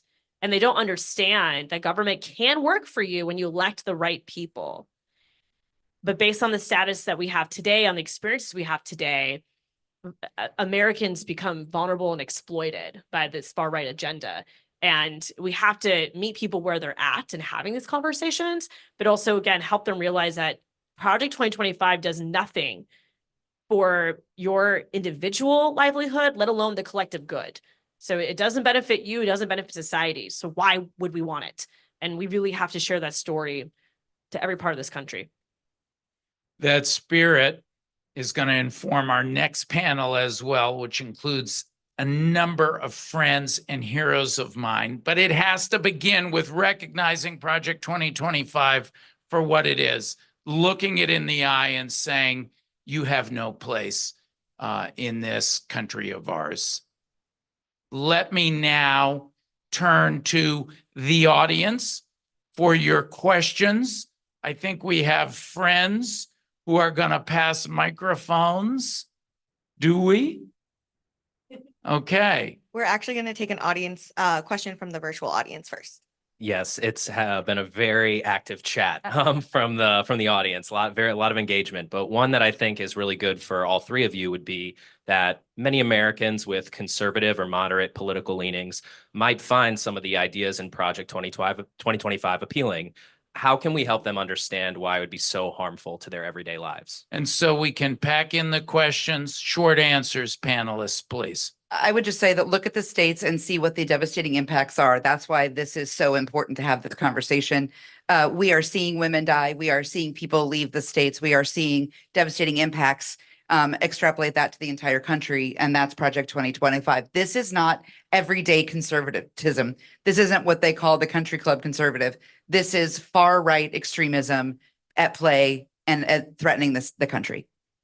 Yeah, we did this in Texas, of all places. Greg Abbott made private school vouchers his #1 priority for the year. He barnstormed the state. He bribed lawmakers. He spent millions of dollars, and we stopped him because we built a broad-based coalition of Democrats and rural Republicans because those in small towns around my state are the ones who are going to be the most hurt by defunding public schools. So we've got to be open to a big tent. We're not going to agree on everything, but all of us who love democracy have to come together to save this country. And I would just add that it doesn't work in making your life better. I mean, look at Florida, highest property insurance rates in the country, higher inflation than the rest of the country, health disparities are some of the worst in the nation. When we're measuring success, what's the stats that you're using? So if something sounds appealing to you, please realize that it's just propaganda. You can look at states like ours and see what the outcomes are. Florida has one of the most regressive tax structures in the nation. We have some of the lowest wages in the country. And so it's not a recipe for collective prosperity. And I think that's important because in the day, a lot of Americans vote by their checkbooks, right? So how does Project 2025 impact your wallet?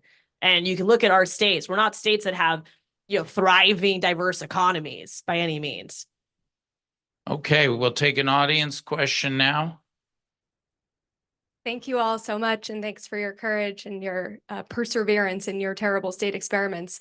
I'm curious, our first phase of Project 2025 analysis, kind of as a collective, has really focused topically what's going to happen in education or in climate, which makes all the sense in the world. But your states, since you're ahead of the game in living with these consequences, have the opportunity to highlight interaction effects and stacking risks, where once one executive power unlock happens, we see a real modulation of powers in other areas of your state government that then unlock drastic policy consequences that are obviously unpalatable.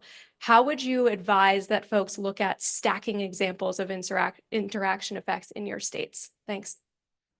Well, I think one of the most relevant examples in Florida is just the weaponization of all of our state agencies to be tentacles of DeSantis, right?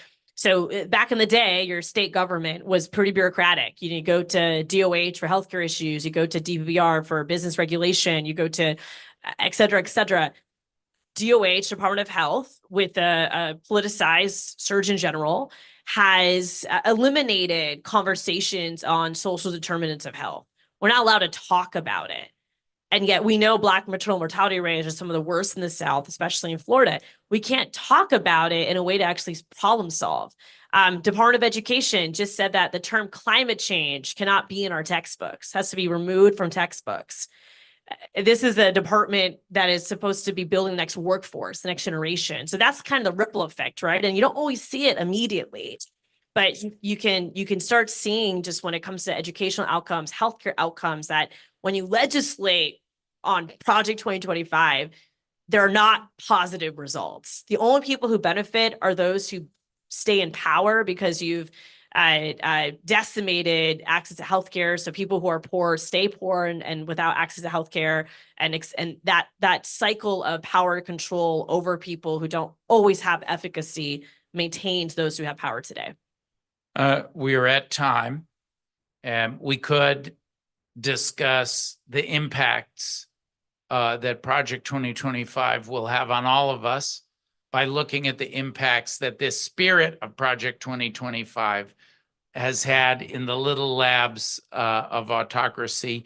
I know that I feel very fortunate that across the country we have fighters like the three of you calling this out, standing up to it. The examples of success, you'll hear more on the next panel. Let's thank our panel for being with us, and thank all of you.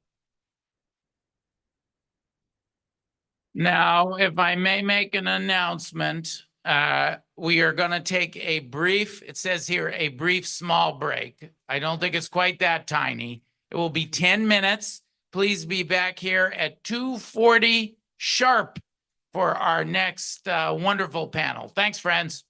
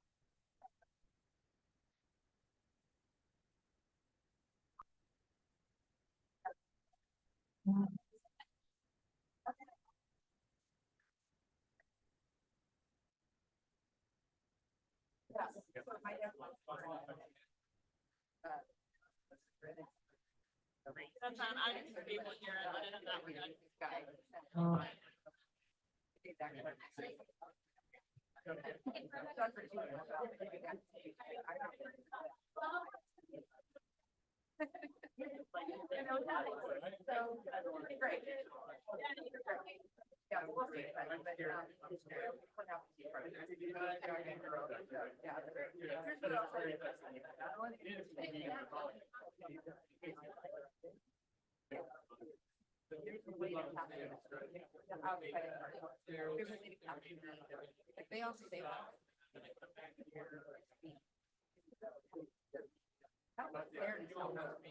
it's not that long ago, right? So I get it. Thank you.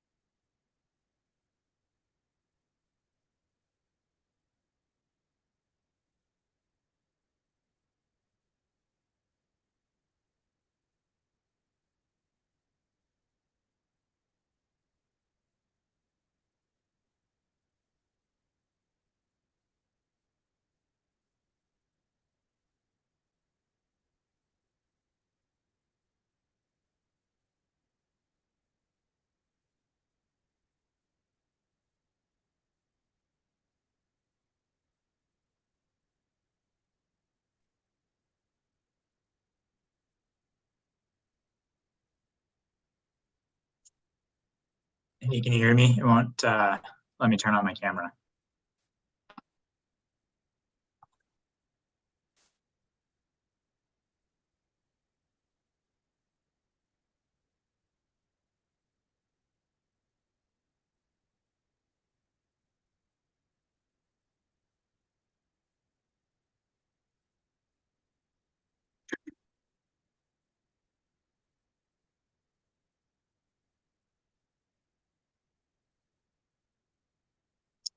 There we go.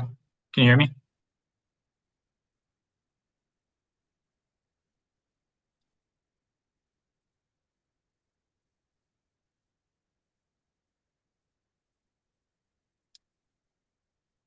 Can you hear and see me?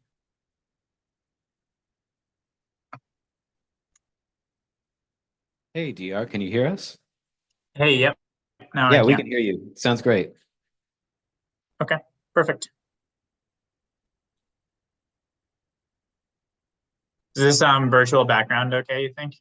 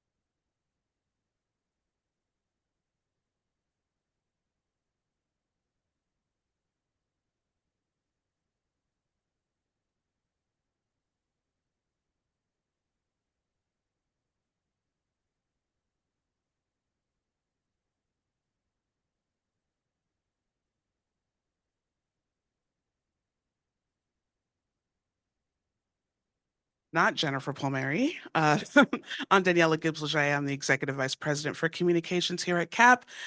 Jen is under the weather, so I am pinch hitting for her today. And I am so excited to be on this panel with this amazing group of people. I'm going to quickly run through bios because if I went through full bios, we'd be here for a very long time. Mary McCord is Executive Director of the Institute for Constitutional Advocacy and Protection and a visiting professor of law at Georgetown University Law Center.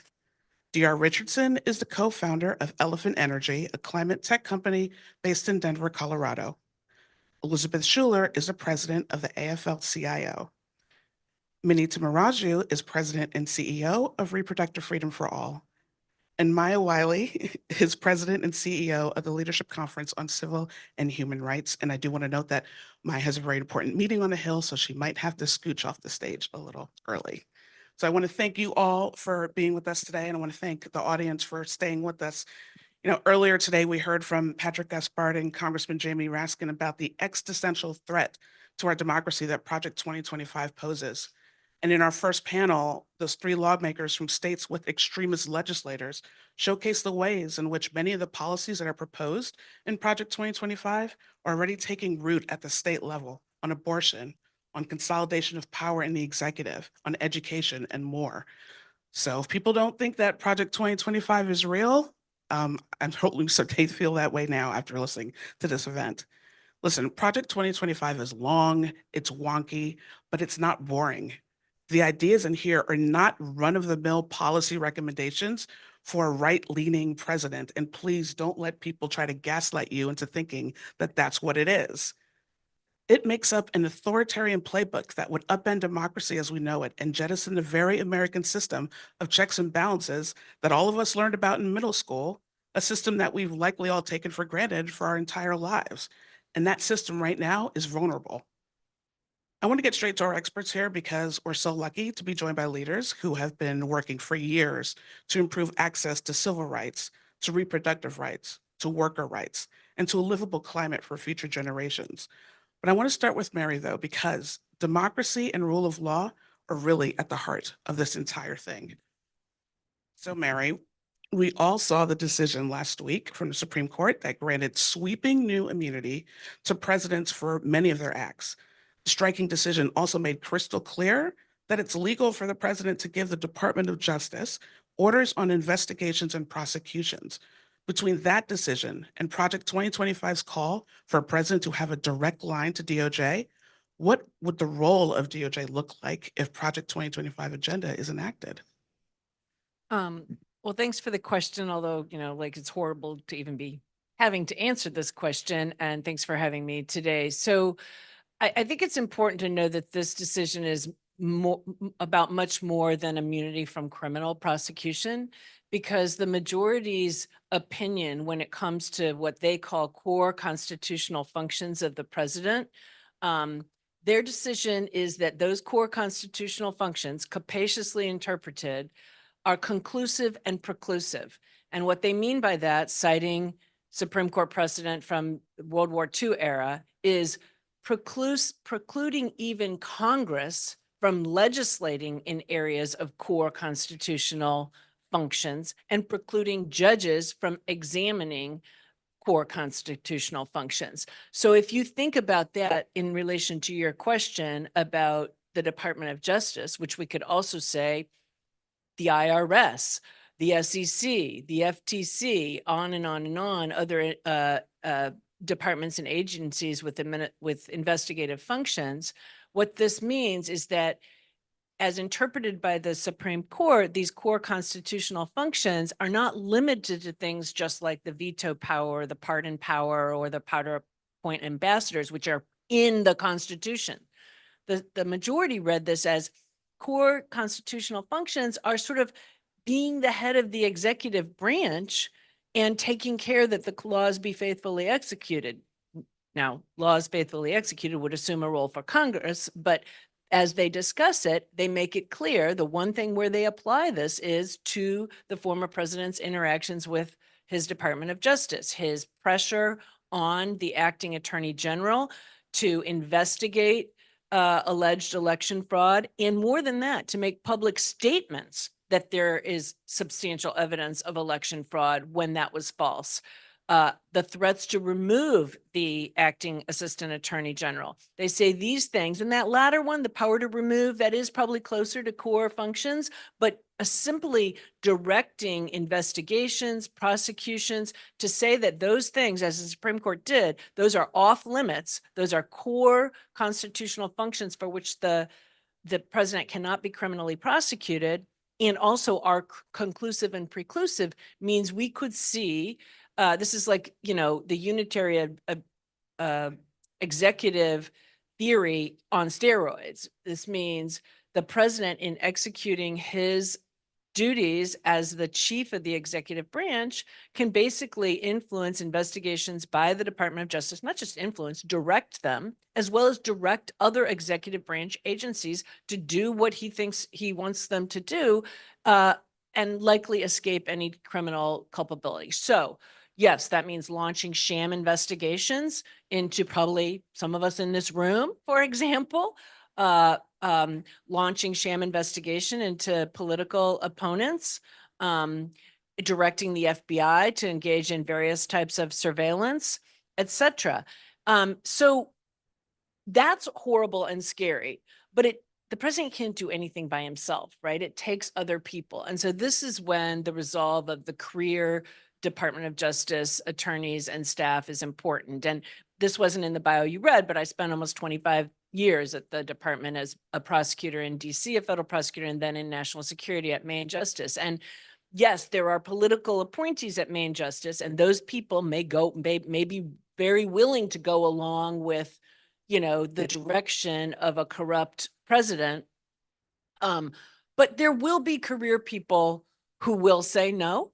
Some will be fired, and that's when we get to Project 2025 that others may talk about, decimating the plan to decimate the career civil service and replace people who are not loyal to a future president with those who would be loyal. So you put that together, it gets harder for the career people to fight back, but it would still take the cooperation of U.S. attorneys' offices. And in each U.S. attorney's office, there's just one political person, the person at the top, and they rely on their prosecutors, and some will refuse. Just like we saw 2 administrations ago, there were people who resigned from DOJ, a lot of people who resigned, people who refused to sign briefs. So there is that, but it is a very scary prospect to think that there would be almost no restrictions. And again, I caution that this wouldn't be limited to DOJ.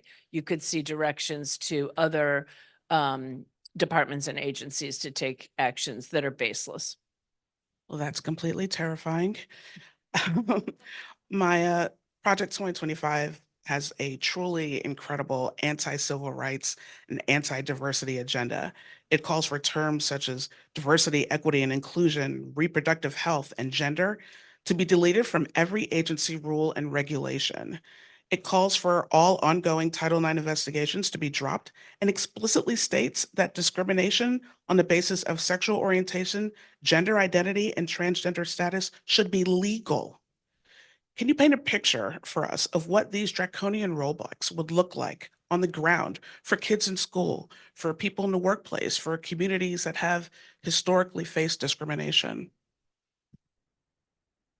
So Mary is smart and I'm angry.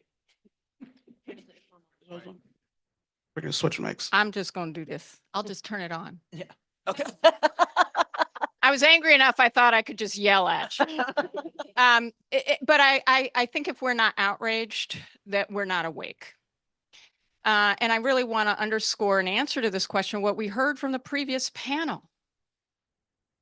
This is an extremist agenda that is not even a new agenda. We're sitting at the 60th anniversary of the Civil Rights Act of 1964, which was literally the act, omnibus, 11 titles. That's like 11 separate pieces of legislation that includes the provisions that gave federal agencies the power to create the regulations that say, you know, you can't actually discriminate against Black people in employment or Latinos in employment or women in employment. Oh, and if you're getting federal dollars, you can't discriminate even if it's not a federal program.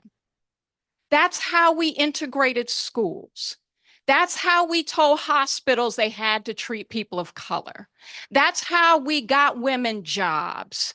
That's how right now we are seeing the Department of Education's Office of Civil Rights going after hostile environments in schools because kids who are LGBTQ are watching books being taken off the shelves of their schools, not only depriving them of, in some instances, prize-winning literature that mirror their own experiences in the world, or students who are Black who are seeing prize-winning literature being taken off the shelves that mirror their experiences, or students who are Asian, or go down the list. Apparently, Roberto Clemente is a problem. Explain that one to me. But that is a banned book in some of these jurisdictions. And the fact that the Office of Civil Rights and the Department of Education has the power, thanks to the Civil Rights Act in 1964, to say, you do not have a right to use our federal dollars to create a hostile environment on kids because they're trans, or because they're Black, or because they're Asian, or because they like Roberto Clemente. And that is now being weaponized as some kind of assault on white students. And I think we have to understand this form of extremism, and book bans are such a great way to understand them, or the attack on learning history. So Project 2025 explicitly says, we don't want you to be able to stop employers from doing things that may make it hard for a whole category of people not to get treated fairly, because it might hurt white people. That is actually what it basically says. And if you turn it to gender identity and beyond, to abortion, what it is explicitly trying to enshrine is that sex and gender is biological, which, because 1% of the population is trans, 1%, we are so threatened that we want to make sure that even though our laws of the land, including the 11th Circuit, which is, can I curse? Okay, heck, a conservative, has even said that gender affirming care is appropriate. It actually is another example like abortion, because abortion isn't just about abortion. Abortion is about social control. And what we should also remember about abortion is it is an effort to inscribe on all of us, not just our identities, but our ability to control our bodies and our identities. And it also used race to do it historically. And it's using race and gender to do it now. So if we don't understand that this extremism came out of, my mother was from Texas, we had Texas represented earlier. Southern Baptists were not opposed to abortion until, thanks to the Civil Rights Act in 1964, the Department of Justice had enforcement authority to bring lawsuits and started bringing them against segregation academies. Project 2025 is an effort not to do what Kevin Roberts said. He said, Kevin Roberts, the head of the Heritage Foundation, said that this Project 2025 calls us to a second American Revolution. No, it does not. It calls us to a second Civil War. And either we're going to stand on the victory of ending slavery, of freeing people's ability to have their own identity, and of understanding the role of a federal government and ensuring that we all have civil rights. We will not have a democracy, and this is a blueprint for ending it. It's like you don't want to clap that, but yes, 100%. I want to dig a little deeper into abortion. You know, the Dobbs decision can be traced back to a long-term coordinated effort across conservative groups, donors, and elected officials to elevate justices who would overturn Roe. Now, while the issue of abortion rights has ostensibly devolved to the states with devastating consequences, a similarly sophisticated effort politicizes and criminalizes other aspects of medical care, like contraception, like transgender medical care, and potentially IVF across the nation. So, Minnie, can you unpack for us how Project 2025 is a critical part of that effort? Yeah, and thank you, Mary and Maya, for laying it out so clearly.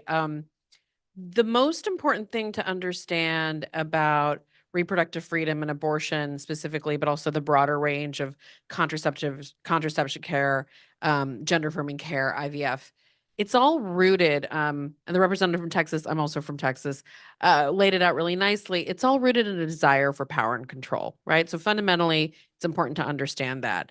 But it's also deeply, there's a theology, a philosophy, if you will, uh, called personhood. How many of you are familiar with personhood, right? So-called personhood language. This is really important because this is the underpinning of all the crazy stuff in Project 2025. When you understand this belief system that life begins at conception, it opens the door for a Pandora's box of attacks on bodily autonomy, on reproductive health care, on abortion access. That's how you get from Dobbs to attacks on IVF and contraception. So the Alabama Supreme Court case that freaked everybody out about IVF, that was about personhood. Over 100 plus Republicans in the House today have signed on to legislation about personhood. This has been out there in plain sight for a very long time. It's just never had the attention it should have had because we were in a pre-Dobbs world where Roe was the law of the land, even though we know Roe was very, very much weakened over the last few decades. And it was really hard. You know, we had a believability gap with Dobbs where folks just couldn't believe they could take Roe away. Well, it's an even bigger believability gap with contraception and IVF. So it's really important to dig in and understand that the underpinning in Project 2025 is this ideology, personhood, life begins at conception, and that is the root basis of so much of this language and the attacks. And I wanted to just, I have my cheat sheet because there's so much crazy reproductive stuff in Project 2025. So I'm just going to give you a very quick list and to riff off what Maya talked about. One of the ideas is propose changing the Department of Health and Human Services to Department of Life, signaling their goal of ending abortion everywhere. You know, the head of Heritage was on MSNBC and he talked about abortion is not health care. They want to erase terms like abortion, sexual orientation, and gender. Personal story, I was in the Biden administration in the Office of Personal Management for the first 9 months of the admin. The former head of OPM is an author of Project 2025. We saw firsthand when we came in the amount of damage that was done to the federal workforce. And we very quickly worked with the White House in instituting diversity, equity, and reinstituting DEI and gender affirming care in policies. Now, Project 2025 very clearly says they will revoke all of those things. Specifically, we've had 2 major Supreme Court cases you've heard about since Dobbs. After this court said they were done with the abortion business, they had 2 more, one on medication abortion, one on emergency abortion care. Project 2025 outlines how they would immediately rescind those actions. This is really important. We spend a lot of time talking about the damage Trump did and the damage that's laid out to do in Project 2025. I don't think we spend enough time talking about what the Biden-Harris administration has done to fight back. Those are 2 clear cases. So HHS, promulgating EMTALA, the federal law on emergency care, and saying it covers abortion. So if you're in a banned state and you're dying from sepsis, you should have access to that care. That's a Biden-Harris. That's a Javier Becerra HHS. That's a HHS rule. Medication abortion, Biden-Harris, FDA. putting forward expanded access to medication abortion, which was what states were fighting against when they took this to the Supreme Court. The court, this is going back to something you said, Mary, the court, unlike the press coverage, and this is really important, and it comes right back to Project 2025, the court, we did not win those cases. The Biden administration did not win those cases. Instead, what the court did was they punted those decisions. And in Project 2025, it lays out why they punted them. So a future Trump administration can automatically revoke authorization of medication abortion. They don't have to go through Congress. They can rescind EMTALA coverage for Medicaid for emergency abortion care. And they can do things like bring back the Comstock Act, an 1800s law, to continue to ban abortion access nationwide without going through Congress. So if you look at the whole picture, what this admin has done to respond to Dobbs, what this court has done to basically take no steps to fix the crisis that they created, and then you couple it with Project 2025, it paints a really terrifying picture. And if I can say one last thing, the Republican platform, I just want to put this out there for everybody. There is a lot of misinformation and coverage in the media right now, in the press, that it was softened on abortion because they took the language of a national abortion ban out. But you know what they left in?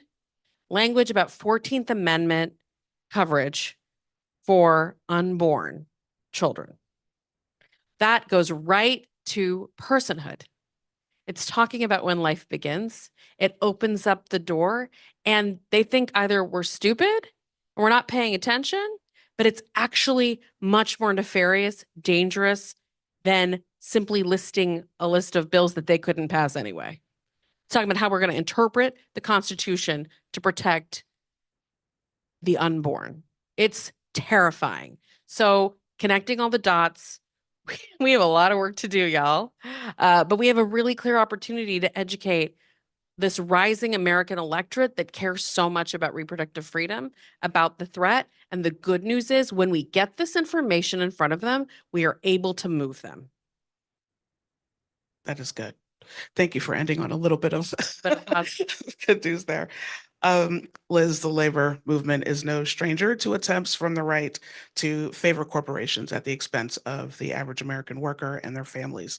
But Project 2025 outlines a systemic approach to undoing the immense progress that AFL and other unions have made in recent years to expand worker protections and the right to organize.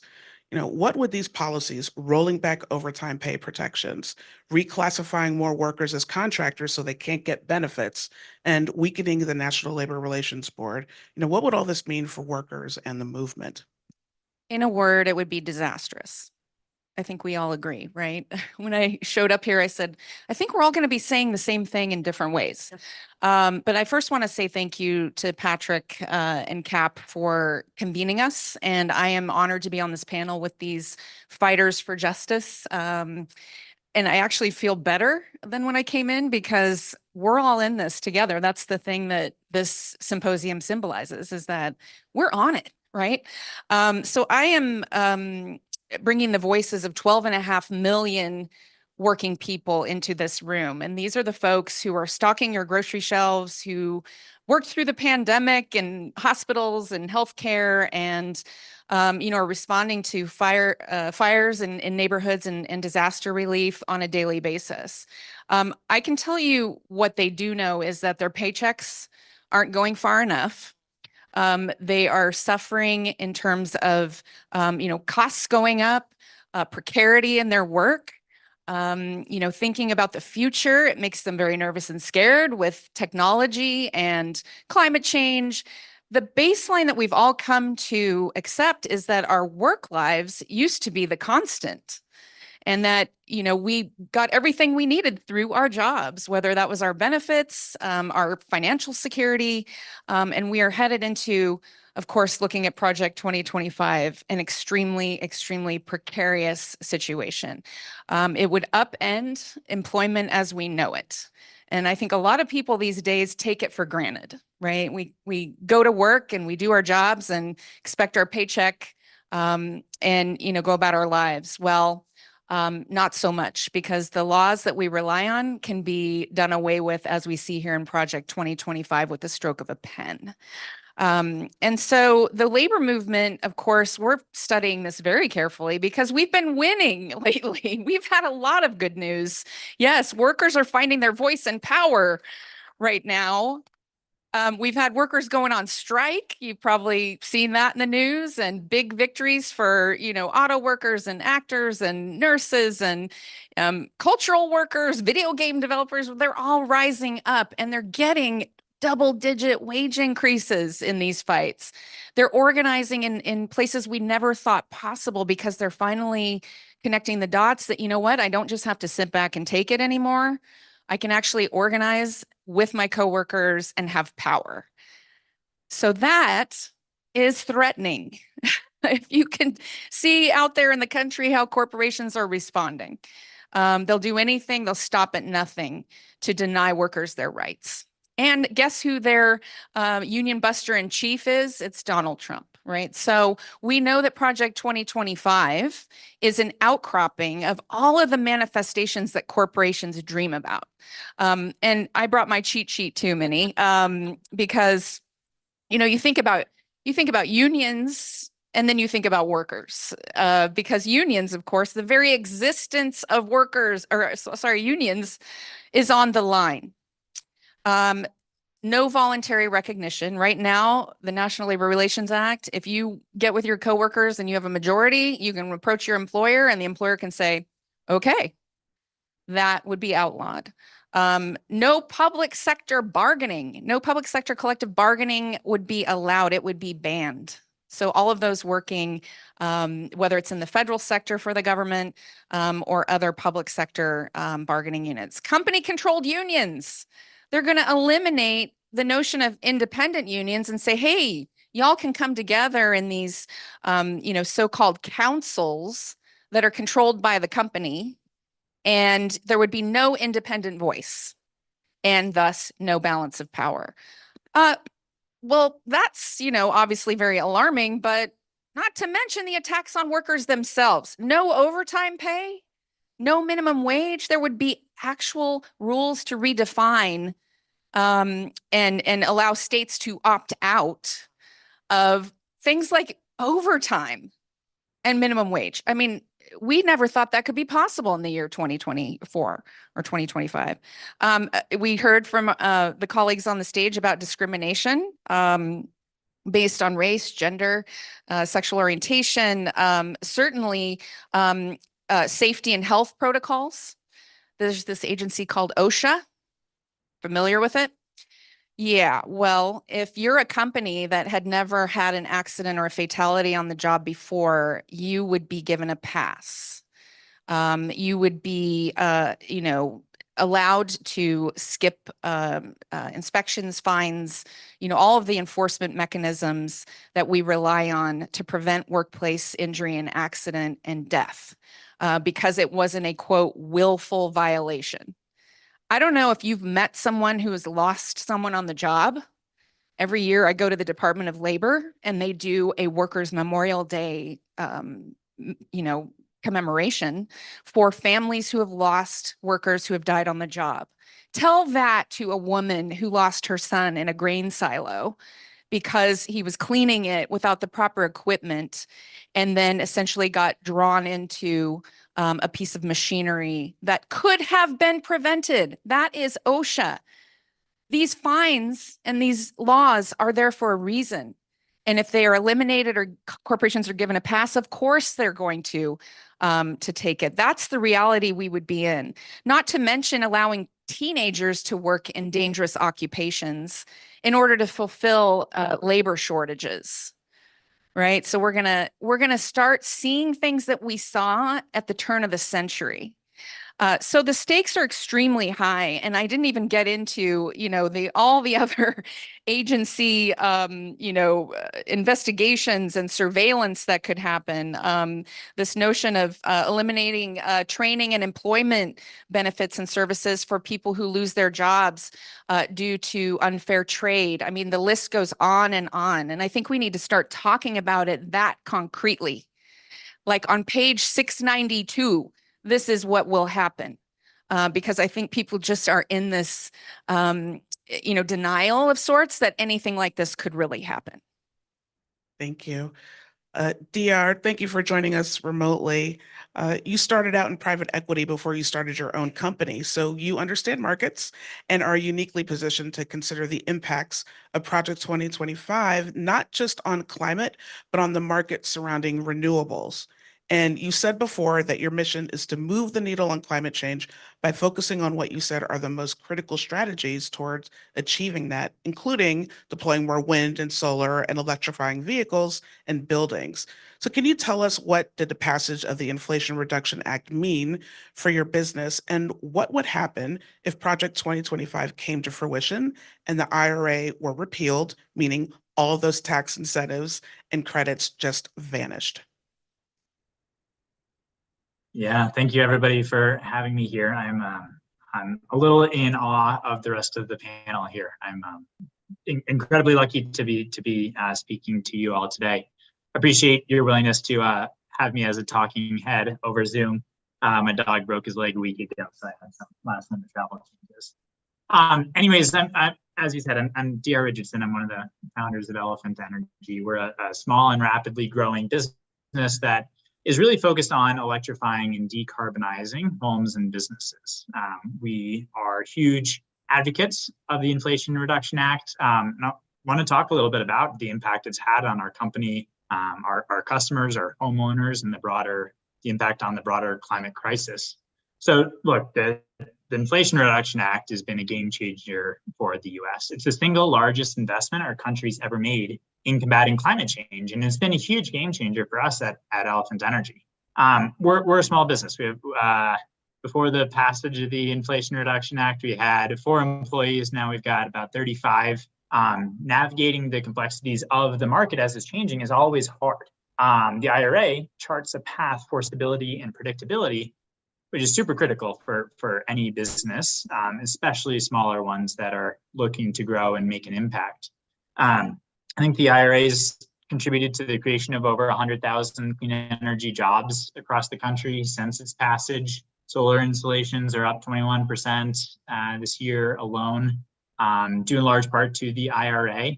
I mentioned our employee growth, but it's wild to have a company go from 4 to 35 people in just 2 years due to the Inflation Reduction Act. And those jobs, that expertise, it all translates into direct investment in the economy. And those incentives, right, they're enabling us to invest in our future. Between hiring new people, strengthening the supply chain, all those have helped us to satisfy this increased demand for electrification and for heat pumps. And that ability to plan and project and try to look at the crystal ball of what the future might look like is just so important to businesses. The IRA has been critical for us there. I think that IRA has also had a massive impact on consumers, on homeowners. It's directly reducing the cost of energy efficient upgrades. It's making these investments more affordable for homeowners, and it's directly reducing energy bills for homeowners, which disproportionately impact lower and moderate income homeowners. So as a very real example for us, right, there's a 30% tax credit for the installation of heat pumps, which makes the upfront cost significantly lower for homeowners. Every one of our customers is saving money on their energy bill annually. And for customers that have delivered fuel or propane, which tend to be more rural customers, perhaps lower moderate income customers, that can be thousands of dollars per year in utility bill savings, which those homeowners are then able to take that money and invest in their local economy. So the IRA ends up being this huge engine of growth for local communities across America. The IRA's, I'll keep harping on this point around energy insecure communities. It can't overstate how much and how powerful it is to see the reduction of utility bills for homeowners directly. Being able to reduce a homeowner's reliance on delivered fuel, propane, and save thousands of dollars a year is incredible for us as a business and for our customers as homeowners. And again, that translates directly into investment in the local economy. So repealing that, right, or getting rid of the Inflation Reduction Act would be disastrous for all involved. In my opinion, it would be throwing the economy into chaos, undermining the stability that businesses like ours need to operate effectively. Costs for consumers are going to increase, making it harder to afford upgrades. It's going to hurt families who are trying to manage energy bills and also stifle the growth of local businesses that are driving this innovation and are the beneficiaries of that investment in the local economy. And it will decimate an industry. The rest of the world is fully feverishly, deeply working to cultivate and grow, which puts us at an economically disadvantaged pathway, and frankly moving in the opposite direction. Lastly, we can't not take action on the climate crisis. The consequences, the environmental, the economic consequences of inaction are severe, massive, and dangerous. We're all of us witnesses today to the impacts of climate change through more frequent and intense weather events. It's costing us as an economy billions of dollars annually. It's also providing significant impacts to the public health. Just look at all the people without power right now in Texas. The IRA is a crucial tool, and I would argue one of the most consequentially crucial tools the U.S. has ever deigned to undertake in our fight against the climate crisis. And dismantling it, I think, would undermine our progress and our ability to mitigate these risks. So look, I think the Inflation Reduction Act is not just policy, it's a lifeline for small businesses. It's a financial relief for consumers. It's a critical component in our fight against climate change, and it's an investment directly in the economy.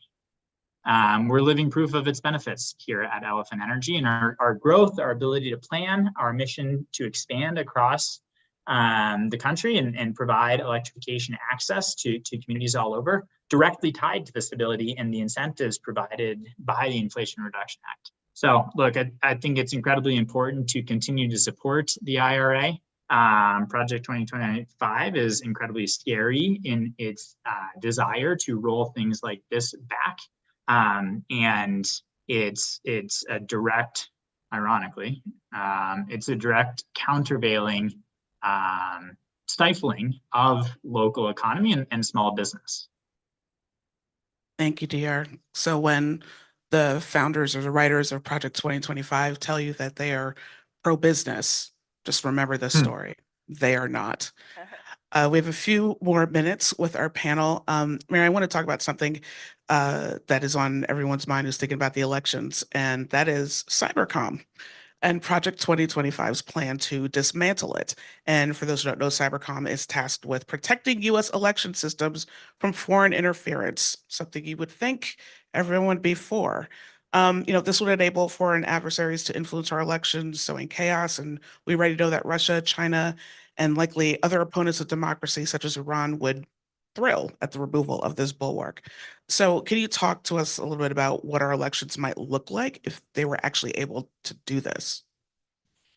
So, I think this stems from still a denial that Russian interference had anything to do with the 2016 election and that the Mueller investigation was a hoax. And that's just been one of the many conspiracy theories that's been perpetuated now for several years, and which has driven many of the different things in Project 2025 that we've been talking about. But just to put the reality on it, I mean, if you look at the USIC, that's the U.S. intelligence community's latest data, like the threat picture is very dire. Russia didn't stop using its intelligence apparatus to sow discords, sow political division.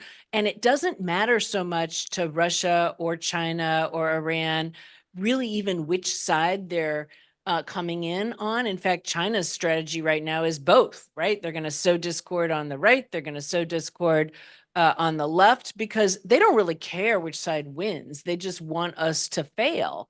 And they want democracy to fail, because if the US is no longer the superpower, these are the great powers that want to be prepared to fill that void. We're talking about China. We're talking about Russia. We're talking about their allies. And so that is real. That's being detected by our US intelligence agencies daily. But it also is detected, frankly, by some of our private companies, our social media companies, our internet platforms, right? They know this too. And in fact, when the Murthy case was pending in front of the Supreme Court, this is the case brought by states arguing that the federal government had coerced internet platforms and social media companies into taking down disinformation, including about election fraud, that coercion was a violation of First Amendment rights. This is another punt case, because this is a case where the Supreme Court rejected the challenge, but not by substantively ruling on the merits about whether, in fact, the Fifth Circuit's incredibly broad reading of what coercion is, not ruling on that, and instead saying the states didn't have standing to bring this case. But with that little digression on what that case was about, as the impact of the Fifth Circuit, which had held that there was coercion, which had enjoined numerous agencies, including the FBI and the Department of Homeland Security, from having conversations essentially with social media companies that met their definition of coercion or significant entanglement. And mind you, what they said about the FBI is the very fact that it's the FBI reaching out to social media is inherently coercive. So it doesn't matter what the FBI says, it's inherently coercive because it's the FBI. Now, I can tell you, when I was the head of national security, I went with the FBI sometimes to brief social media executives about the threats so that they would be aware, and they were grateful.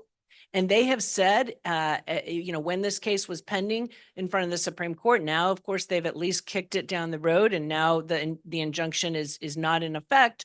But the chilling effect, Director Wray said, we have completely stopped the way we engage with private companies, including social media.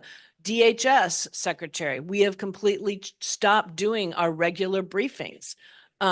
That's the chilling effect. And some of those company leaders, including Meta, said, we rely on information from the federal government to be able to combat the threat from foreign influence. We've got some of our own sources, but there are things we don't know until they tell us about it. So this is a kind of thing where it's a denialism that this exists that I think is motivating this, because of a perception that somehow those behind Project 2025 and the political people that they support will be better off if we allow this type of meddling. So we won't be better off, because what we know is that online personas can spread disinformation about our elections, and that includes things not just about candidates or policies. That it can include things like, and you add AI to it, it's really bad. Like, hey, you can vote by text. Text, 999-828 to cast your vote. This actually happened during 2016. Vote for Hillary by text. You cannot vote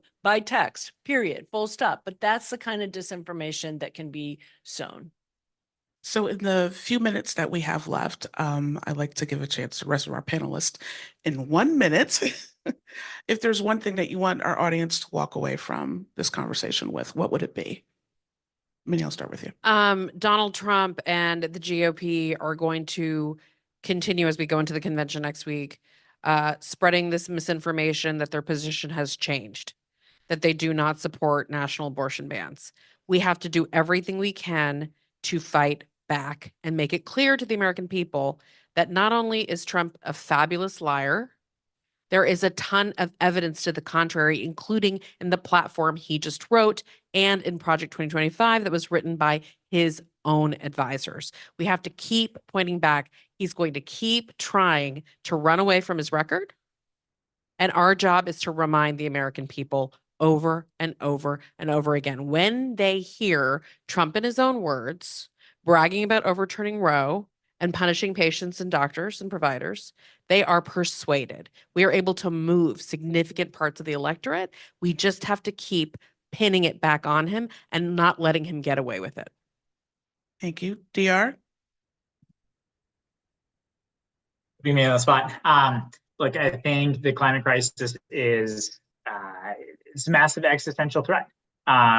Rolling anything back that we've done to create positive momentum around the climate crisis is catastrophic for the country, for the environment, and for the economy. And I think that piece tends to be lost.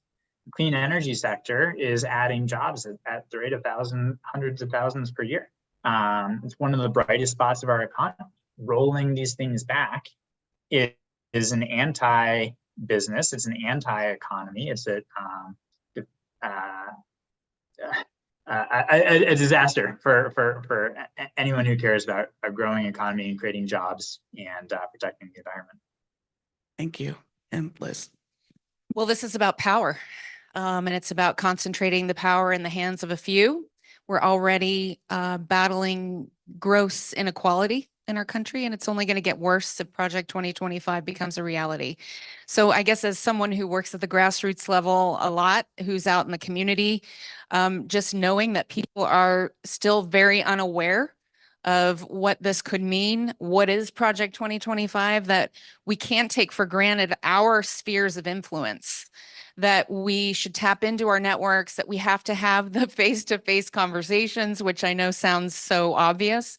But even, technology is important, but with the era of misinformation and disinformation, the only thing that cuts through is a credible source, a trusted source, bringing information to people, not telling them how to vote per se, but it's this notion of who do I trust anymore? And we're seeing that when we talk to our members, the polling we're doing, people are so cynical. They're so distrustful of what they're seeing online that the only way that we're going to actually fight back, as Vinny said, and make sure that we're marshaling our forces in the most effective way is to use that sphere of influence, break through with those trusted, the information and trusted conversations that we can have and get to work. Well, please join me in thanking our fabulous panelists. Thank you so much.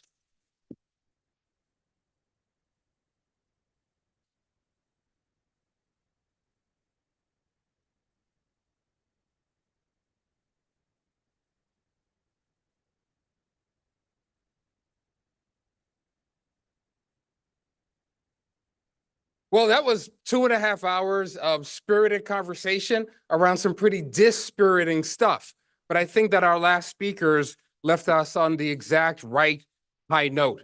We lost Maya Wiley, but she's absolutely right in telling us that if we're not outraged, we're not awake. I'm really heartened by the data points that Liz just elevated for us and helped us understand that if we lean in hard and close the gap of believability, as Mimi said, we can turn this around and beat back this move towards authoritarianism, autocracy in our state. Extraordinary panel, but my God, were you not inspired by the state representatives who were here little before? They are deep in the trenches, dealing with, doing what some of us might call the Lord's work in what Norm Eisen called the little labs of autocracy in our states. They're fighting back against this nonsensical policy decisions that are creating scenarios where kids are absolutely being threatened and rights are being rolled back. They're fighting back against governors hoarding power and eliminating civil rights.